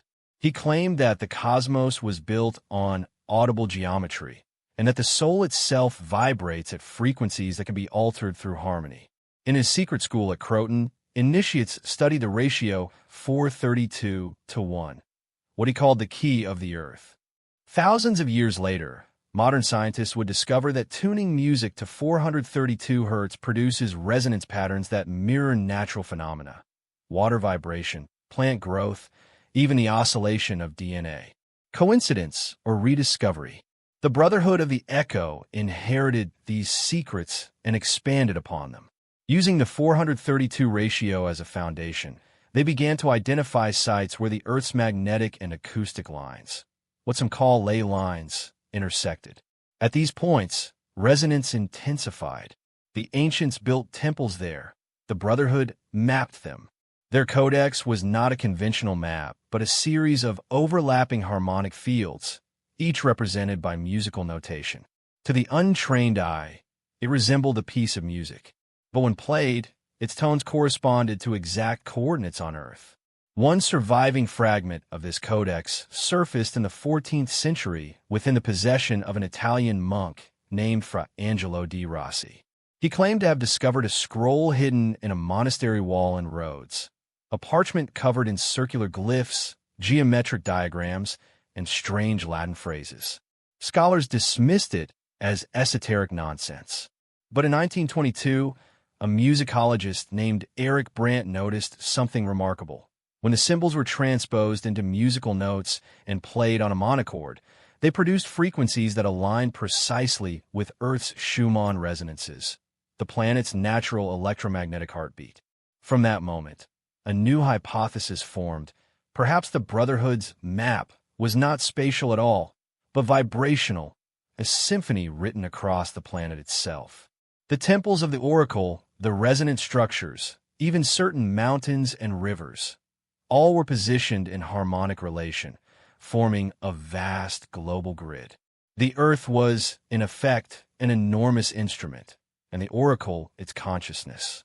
One particular pattern on the codex stood out, a spiral emanating from a central point near the eastern Mediterranean. The spiral's arms extended outward, intersecting with known ancient sites: Giza, Delphi, Siwa, Babylon, and the Himalayas. When mapped, this spiral formed what modern physicists recognize as a logarithmic spiral, a shape that occurs throughout nature, from galaxies to seashells. In the language of resonance, it represents perpetual harmony, balance, and infinite expansion. The oracle's energy, it seemed, followed the same principle, spiraling through Earth's energy fields like sound waves rippling through water. Renaissance polymaths like Leonardo da Vinci and Athanasius Kircher studied this concept obsessively. Kircher's Mundus Subterraneus describes the Earth as a living organism whose veins and arteries carry magnetic sound currents. He speculated that ancient builders tapped into these flows, aligning temples to amplify them, effectively turning architecture into a planetary soundboard. Hidden within one of Kircher's maps is a series of dots connected by faint lines, forming what appears to be a global harmonic pattern. The same pattern, almost identical, later appeared in Masonic tracing boards and esoteric star atlases. By the 17th century, the Brotherhood's descendants were encoding these harmonics into art and music. Baroque composers like Johann Sebastian Bach used mathematical symmetry and ratios derived from ancient temple proportions. His Well-Tempered Clavier is not merely a collection of keyboard exercises. It is a sonic map of harmonic balance, mirroring the architecture of the cosmos. To the initiated, Bach's compositions were prayers written in vibration, gateways to the hidden map of the oracle. But not all who sought it had noble intentions. In the late 18th century, as Europe plunged into revolution and empire, whispers emerged of a splinter faction known as the Architects of Silence. They believed that the harmonic grid could be weaponized, that certain frequencies could influence emotion, even manipulate the masses. Their experiments combined music theory, magnetism, and early electrical science. One of their members, Franz Mesmer, became infamous for animal magnetism, claiming to heal through invisible vibrations. Beneath the surface of his public practice, however, was an obsession with tuning human consciousness itself. The Brotherhood viewed this with alarm. The oracle's harmonics, they warned, were meant for awakening, not control. Still, fragments of the map survived, scattered through symphonies, cathedrals, and star charts. The Rosslyn Chapel in Scotland, for instance, conceals stone carvings shaped like sound patterns. When decoded, these correspond to specific musical notes that, when played, recreate a portion of the harmonic map sequence. Modern researchers have recreated these tones, finding that they produce geometric light patterns known as cymatics, the same pattern seen in the Codex Harmonicum. In the 20th century, interest in Earth resonance returned through science. Physicist Winfried Otto Schumann identified the global electromagnetic resonances that bear his name, frequencies that pulse through the planet's atmosphere. What he discovered matched the Brotherhood's ancient intervals. To those who knew the old legends, it seemed like a rediscovery of something long buried, the scientific proof of the oracle's voice. And so the map, though incomplete, still exists, hidden across disciplines, disguised in equations and symphonies. When viewed as a whole, it reveals a startling truth. The oracle was never a single being, artifact, or temple. It was, and is, a consciousness woven into the harmonic fabric of the planet. Every act of creation, every resonance, every vibration brings us closer to hearing it again. According to the Brotherhood's last teachings, when humanity's collective vibration reaches a specific harmonic threshold, a unison of intent, sound, and awareness, the map will activate once more. The earth will sing, and the oracle's full presence will return. Whether that awakening would bring enlightenment or ruin, no one can say. Perhaps the ancient map is not meant to guide our footsteps, but our frequencies, to remind us that the path to the divine voice lies not across the earth, but within the resonance of our own being. For in the end, the harmonic codex may be nothing less than a mirror of the soul, the ultimate map of consciousness itself.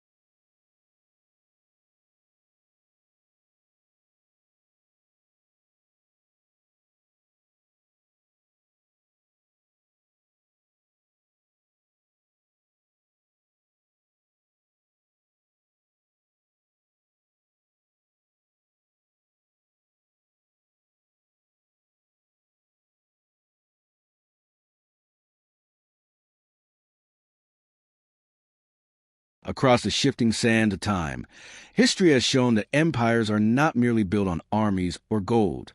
They are built on belief, the belief that a people are chosen, guided, or destined for greatness. And in every empire that ever rose to unimaginable power, somewhere behind the throne, in the quiet of sanctuaries or the shadows of forbidden temples, there was always the whisper of prophecy. It was not coincidence. It was the work of the hidden oracle.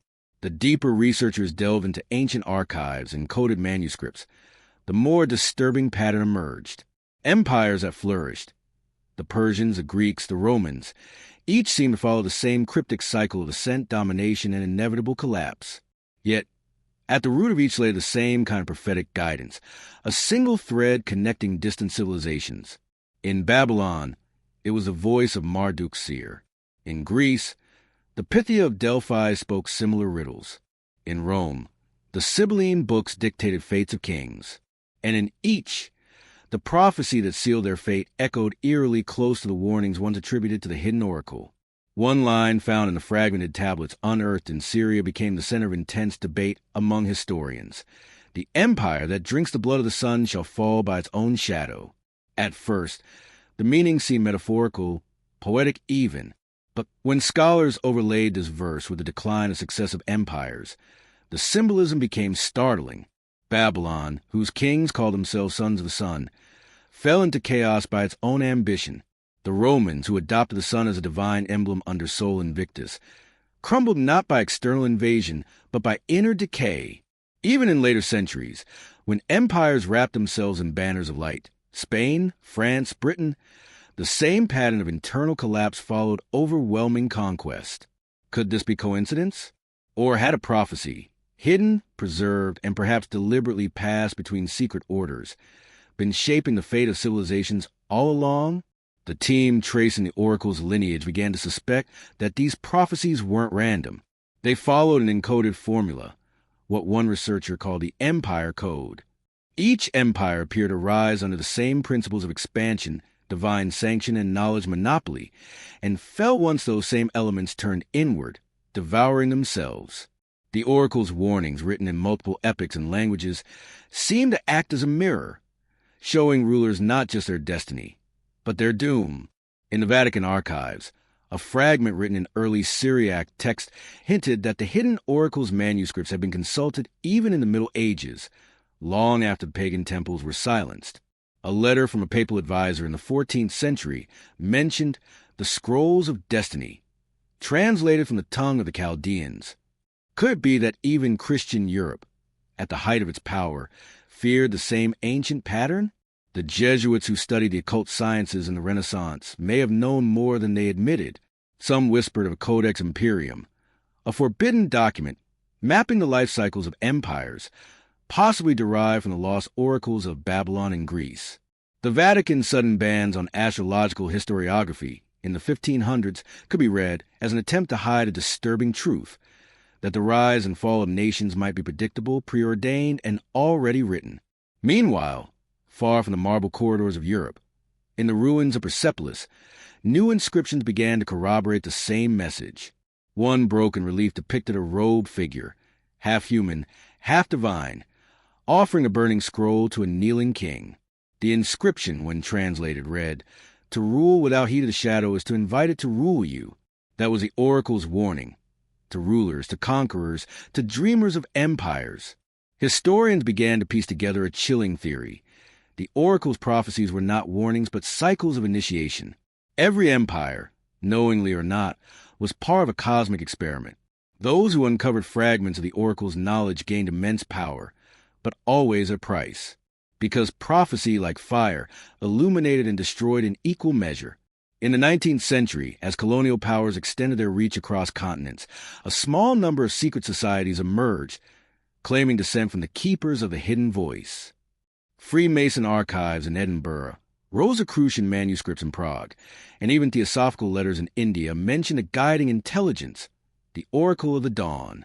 One letter by Helena Blavatsky described it as a consciousness that transcends kings and empires, speaking through chosen vessels to remind humanity of its folly.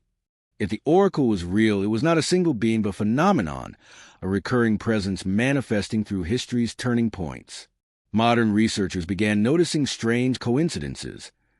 The same symbols that appear on the oracle's tablets resurfaced in Renaissance engravings and even in the seals of modern institutions. The intertwined sun and shadow motif, the eternal loop of rise and fall, seemed to survive across millennia. In secret, some wonder if today's world powers, with their technological dominion and global reach, were walking the same path as Babylon and Rome. Was the cycle repeating once more? And then came the most unnerving discovery. Within a recently uncovered set of cuneiform fragments from southern Turkey, a passage appeared to predict a future empire, one not of land or kings, but of information, a network that shall see all things and bind all minds. The translation was debated, but the context was clear. The oracle had foreseen the digital age. It warned that the empire of the future would not be built on stone or blood, but on data, and that its collapse would come when truth itself was no longer distinguishable from illusion. The words were hauntingly familiar to those who studied modern geopolitics. The more connected humanity became, the more fragile its reality would grow.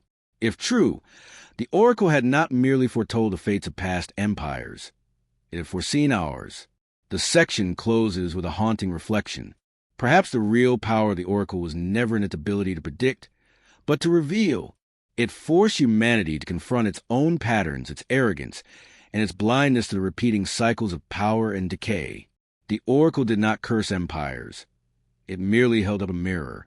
And what kings and conquerors saw reflected there was their own inevitable end. By the dawn of the 21st century, the world had become a battlefield of invisible vibrations. Power no longer rested only in armies or oil fields.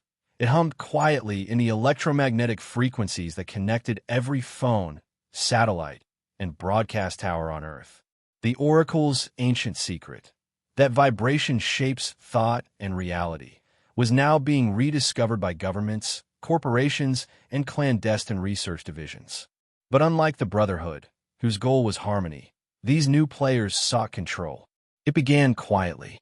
During the Cold War, intelligence agencies on both sides of the Iron Curtain had experimented with what they called psychotronic influence, the idea that certain frequencies could alter perception, mood, even belief.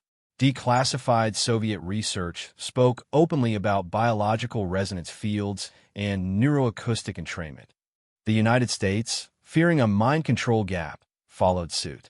The CIA and DARPA funded a range of studies, officially about radar interference and communications, but unofficially focused on how frequency could influence human behavior on a mass scale. Among the projects, one stood out: Operation Soundwave, initiated in 1977 under a civilian front called the Acoustic Behavioral Research Unit. The program's core objective was simple yet chilling: to determine whether the same frequencies that synchronize brainwaves could be used to steer emotional states. Documents released decades later described trials where volunteers, unaware of the true experiment, were exposed to subtle sonic pulses during televised broadcasts. Some reported anxiety, others calm, depending on the frequency band used. One researcher, in a heavily redacted memo, wrote, "The key is resonance, not volume. You do not hear it, you feel it. The brain responds even when the ear does not."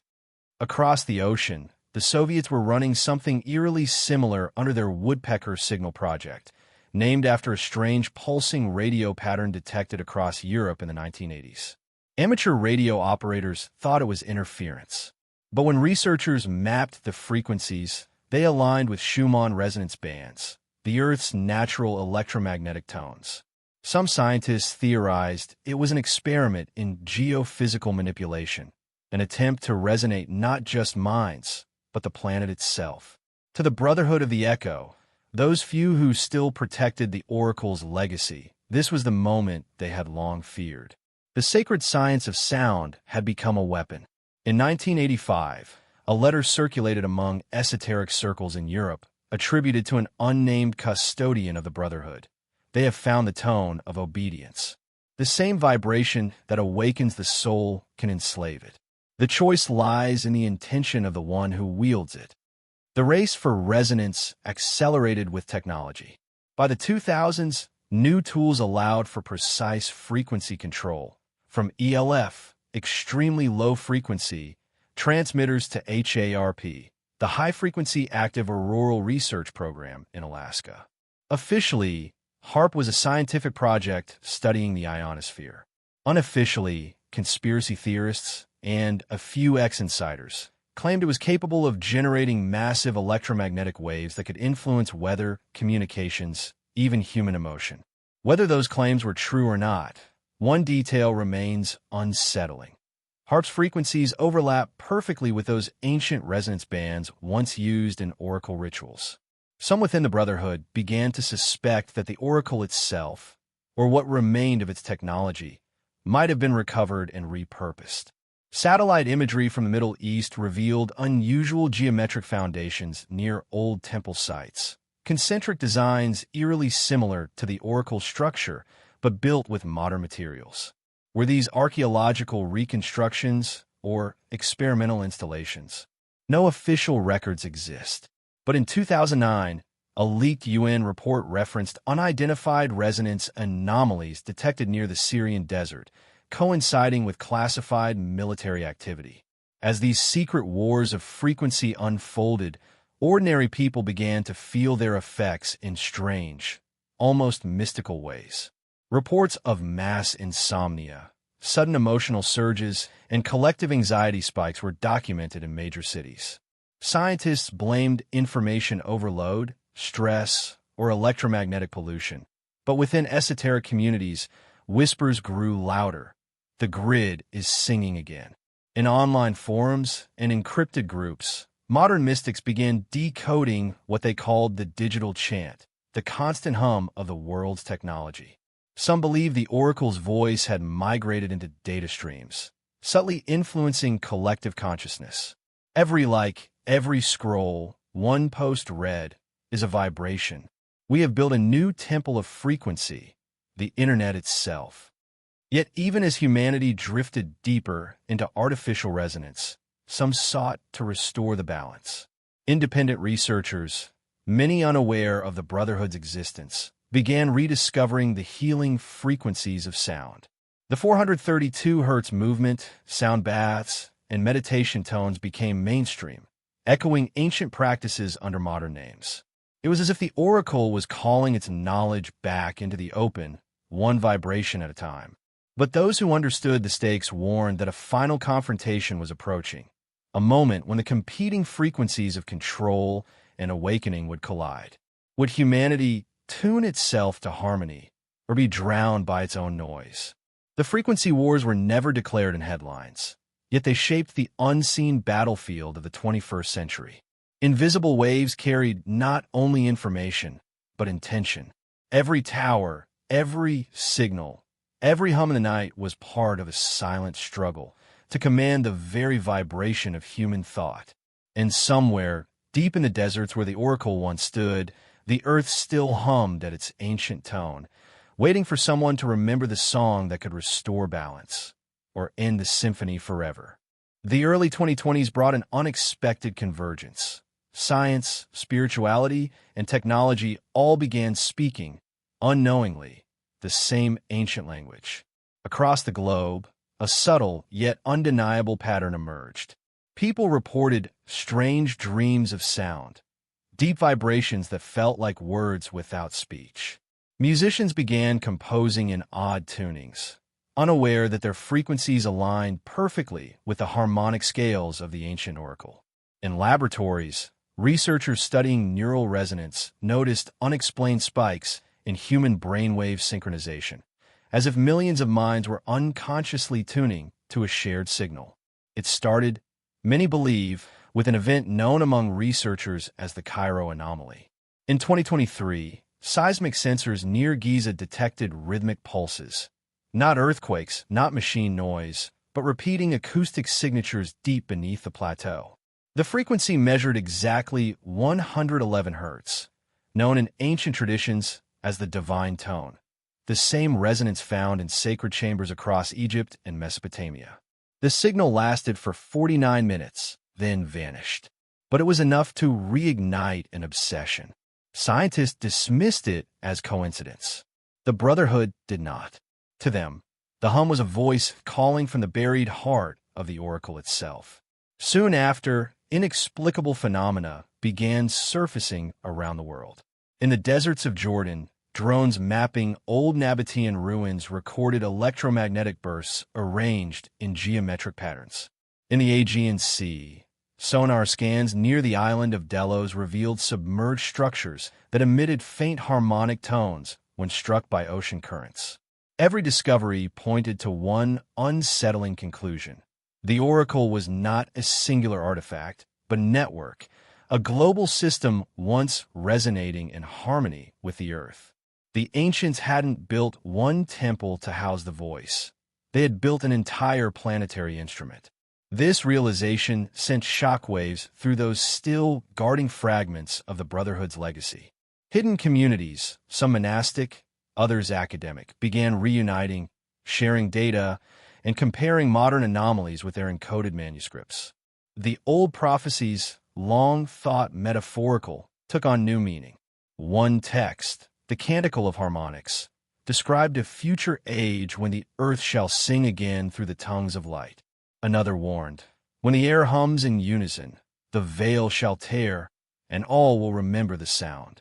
Meanwhile, in the modern world, artificial intelligence and advanced audio analysis tools started picking up patterns within global data streams, background frequencies that didn't belong.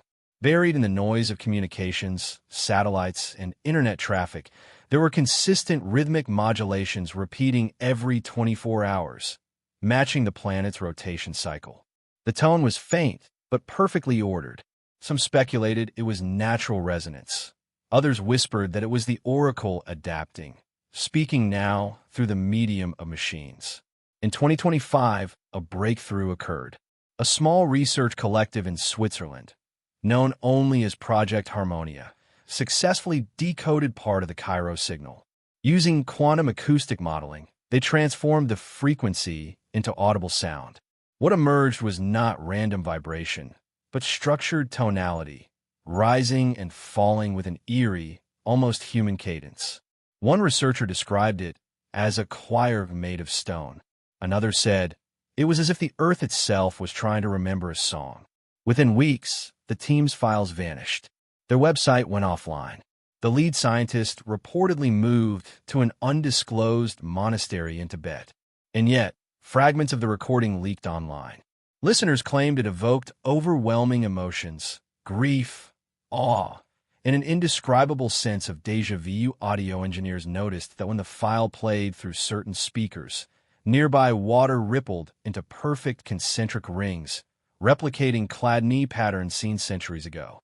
To those who understood, it was undeniable. The voice had returned. But with the voice came consequence. Energy grids fluctuated mysteriously during geomagnetic storms. Communication satellites failed in synchronized patterns, suggesting interference from an unknown source. Even the global Schumann resonance, Earth's natural background frequency, began spiking unpredictably, as though the planet was responding. In ancient terms, the oracle had awakened. Within esoteric communities, the reactivation was interpreted as both blessing and warning. Some believed it signaled a collective awakening, humanity's chance to realign with a lost harmony. Others feared it meant judgment, that the imbalance humanity had created through noise, pollution, and digital chaos was about to be corrected by the Earth's original resonance. The prophecy was ambiguous. The voice shall rise not to command, but to remind. Those who hear shall become as one with its tone. Those who resist shall be broken by their own echo. The mainstream world, unaware of these deeper implications, treated the anomalies as curiosities, a scientific puzzle. But in secret conferences and classified meetings, world agencies quietly investigated. Satellite arrays were reoriented toward known resonance points. Supercomputers were tasked with decoding subharmonic signals in global data streams. Governments, it seemed, were listening for something, perhaps fearing, perhaps seeking the oracle's return. And somewhere, beneath the sands of Giza, deep within an ancient chamber sealed for millennia, sensors continued to record faint vibrations. Always the same pattern, always the same frequency. The voice was not silent anymore, only waiting for humanity to remember how to listen. The early 2020s brought an unexpected convergence. Science, spirituality, and technology all began speaking, unknowingly, the same ancient language. Across the globe, a subtle yet undeniable pattern emerged.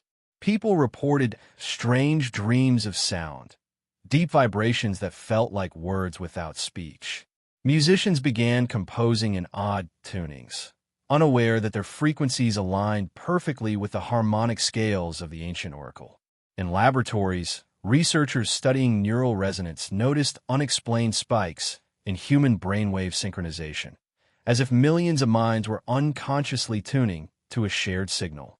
It started, many believe, with an event known among researchers as the Cairo anomaly.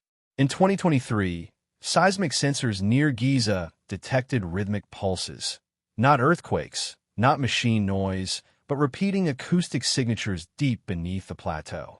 The frequency measured exactly 111 Hz, known in ancient traditions as the divine tone, the same resonance found in sacred chambers across Egypt and Mesopotamia. The signal lasted for 49 minutes, then vanished. But it was enough to reignite an obsession. Scientists dismissed it as coincidence. The Brotherhood did not. To them, the hum was a voice calling from the buried heart of the oracle itself. Soon after, inexplicable phenomena began surfacing around the world. In the deserts of Jordan, drones mapping old Nabatean ruins recorded electromagnetic bursts arranged in geometric patterns. In the Aegean Sea, sonar scans near the island of Delos revealed submerged structures that emitted faint harmonic tones when struck by ocean currents. Every discovery pointed to one unsettling conclusion. The oracle was not a singular artifact, but a network, a global system once resonating in harmony with the earth. The ancients hadn't built one temple to house the voice. They had built an entire planetary instrument. This realization sent shockwaves through those still guarding fragments of the Brotherhood's legacy. Hidden communities, some monastic, others academic, began reuniting, sharing data, and comparing modern anomalies with their encoded manuscripts. The old prophecies, long thought metaphorical, took on new meaning. One text, the Canticle of Harmonics, described a future age when the earth shall sing again through the tongues of light. Another warned, when the air hums in unison, the veil shall tear, and all will remember the sound. Meanwhile, in the modern world, artificial intelligence and advanced audio analysis tools started picking up patterns within global data streams, background frequencies that didn't belong. Buried in the noise of communications, satellites, and internet traffic, there were consistent rhythmic modulations repeating every 24 hours, matching the planet's rotation cycle. The tone was faint, but perfectly ordered. Some speculated it was natural resonance. Others whispered that it was the oracle adapting, speaking now through the medium of machines. In 2025, a breakthrough occurred. A small research collective in Switzerland, known only as Project Harmonia, successfully decoded part of the Cairo signal. Using quantum acoustic modeling, they transformed the frequency into audible sound. What emerged was not random vibration, but structured tonality, rising and falling with an eerie, almost human cadence. One researcher described it as a choir made of stone. Another said, it was as if the earth itself was trying to remember a song. Within weeks, the team's files vanished. Their website went offline. The lead scientist reportedly moved to an undisclosed monastery in Tibet. And yet, fragments of the recording leaked online. Listeners claimed it evoked overwhelming emotions, grief, awe, and an indescribable sense of déjà vu. Audio engineers noticed that when the file played through certain speakers, nearby water rippled into perfect concentric rings, replicating clad-knee patterns seen centuries ago. To those who understood, it was undeniable. The voice had returned. But with the voice came consequence.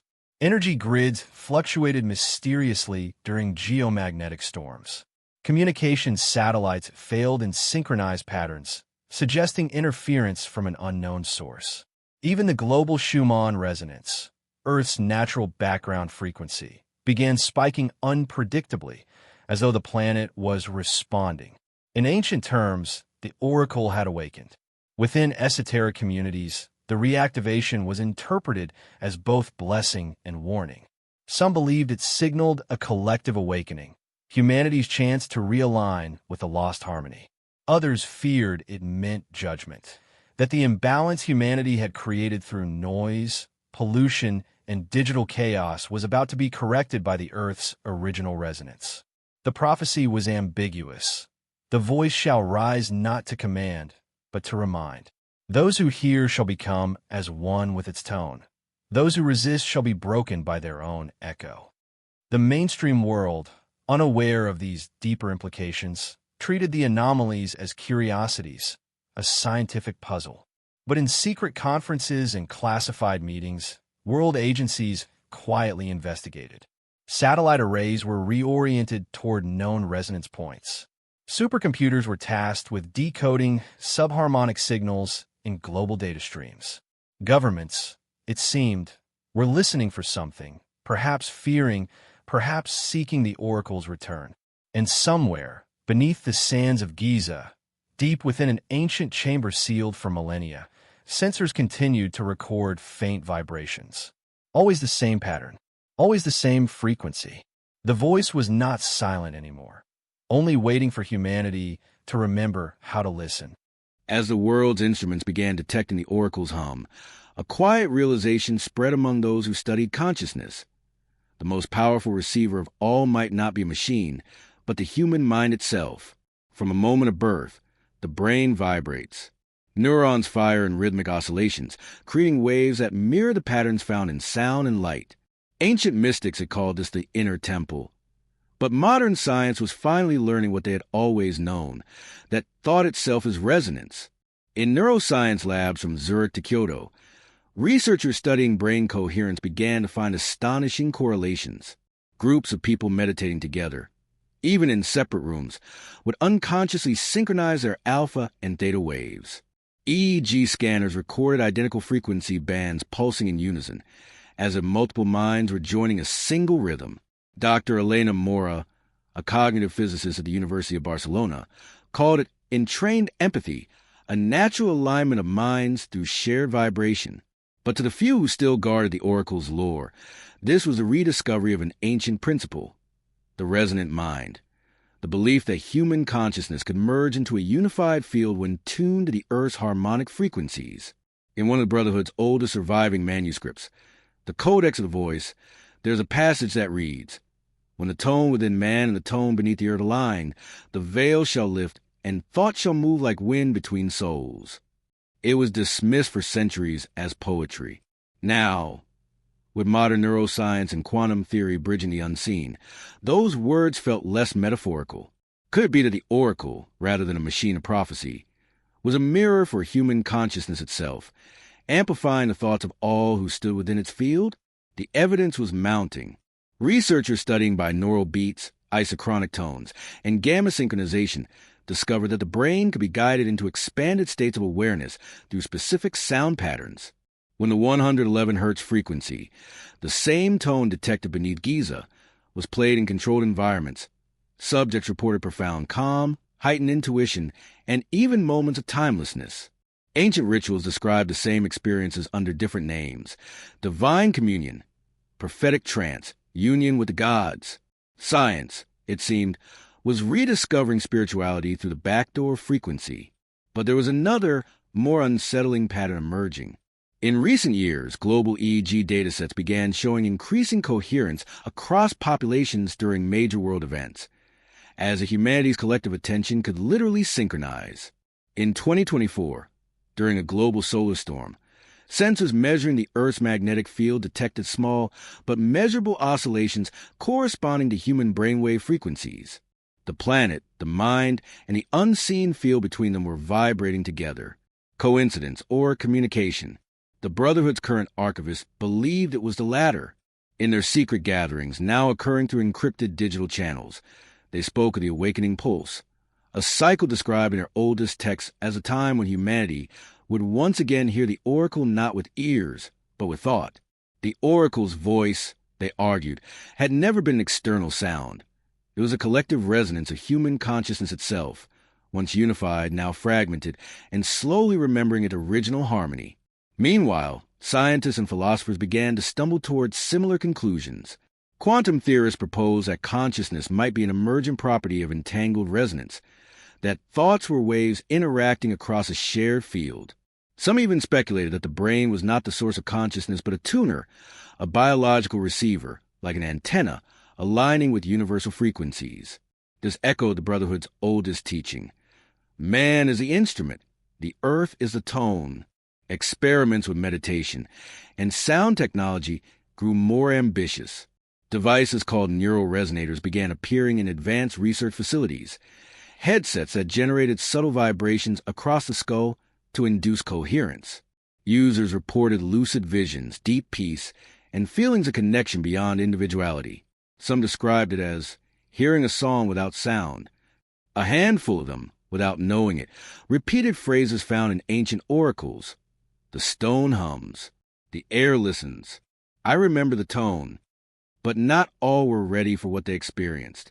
A few subjects in these studies reported overwhelming sensations, bursts of emotion, sudden disorientation, or hallucinations of light and geometry. One researcher warned in his notes, "The resonance opens doors both ways. When the mind aligns too quickly, it hears more than it can bear." The Brotherhood knew this truth well. Their ancestors had sealed the oracle not to hide it, but to protect unprepared minds from what it revealed. Yet as the world became more connected, billions of devices transmitting frequencies every second, the possibility grew that humanity was unconsciously creating a global resonance field. Every thought uploaded, every emotion shared, every collective surge of focus was feeding a planetary tone. The oracle's return might not come as a single voice rising from the sand, but as the synchronization of billions of human minds awakening to the same realization. We were never separate. And perhaps that is why, across continents, people began to report the same dream. A deep humming in the sky, a light that sang, a feeling that something ancient was calling them home. When scientists compared the timing of these dreams with Schumann resonance data, they found alignment. The Earth's tone had spiked at precisely the same hours those dreams occurred. Coincidence? The Brotherhood would say otherwise. They would whisper that the oracle is not coming. It is remembering, and through the resonant mind of humanity, it is preparing to speak once more. In the final chapters of the Brotherhood's teachings, written on crumbling vellum beneath the title Cantus Ultimi, the final song, there's a passage that scholars long dismissed as allegory. When the many remember the one, when the stones hum and the heavens reply, the tone shall return. And in that sound, empires will tremble and the sleepers shall awaken. For centuries, this had been a forgotten fragment of prophecy. But as the 21st century advanced, every line of it began to feel like a mirror to unfolding reality. The resonance anomalies, the rising coherence of human consciousness, the mysterious frequencies pulsing beneath ancient sites. They were converging, forming the overture to what the Brotherhood called the final harmony. The prophecy did not speak of apocalypse, but of transformation, a vibrational realignment that would dissolve the illusion of separation between the material and the divine. The ancients believed that when humanity fell into disharmony, when greed, noise, and ego replaced the pure frequencies of unity, the oracle went silent. It withdrew its song beneath the earth, waiting for the world to remember how to listen again. And now, as data streams and frequencies knitted the planet into a single pulsing web, that moment of remembrance seemed near. In secret vaults beneath European cathedrals, fragments of old resonance maps were reassembled. They revealed a pattern, a network of ancient sites aligned not just by geometry, but by sound. When their frequencies were calculated and converted to modern scales, they formed a precise musical chord, D, A, F, E. To the trained ear, this chord was not random. It was the returning tone, the same harmonic configuration said to have been played at the original oracle before it fell silent. The tone of awakening. A few daring researchers attempted to recreate it. They built resonant chambers using stone, water, and magnetic field generators, trying to reproduce the ancient harmonics. In one experiment, when the tone was played at full amplitude, sensors detected a faint oscillation in the surrounding air pressure, a standing wave that should not have existed in normal atmospheric conditions. One observer described the experience. It was as if the walls dissolved. For a moment, you could feel space breathing. The tone wasn't just heard, it was inside you. Meanwhile, across the world, ordinary people began noticing the same phenomenon without laboratories or machines. In moments of deep silence, in meditation, in prayer, in nature, they heard a faint hum, a vibration in the bones rather than the ears. For many, it brought peace. For others, tears. It felt familiar, like remembering a song from childhood that had never been written down. As the hum grew stronger, strange coincidences unfolded. Long-lost texts resurfaced, Card stones glowed faintly under electromagnetic scanning, and even the Earth's magnetic poles exhibited subtle fluctuations, resonating at harmonic intervals. Scientists dismissed it as geomagnetic coincidence. The Brotherhood knew better. The planet was tuning itself, preparing for what their prophecies called the rejoining. But prophecy is a double-edged song. Some lines warned that the final harmony would not be gentle. To align with the true tone, all dissonance must be dissolved. False frequencies, those born of manipulation, greed, or control, would collapse. Systems built on deception might falter.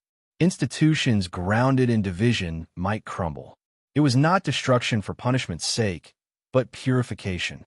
The oracle's true prophecy was not about predicting the fate of empires, but revealing that all empires, all systems, all minds are notes within a greater symphony, and that no single note can dominate the melody forever.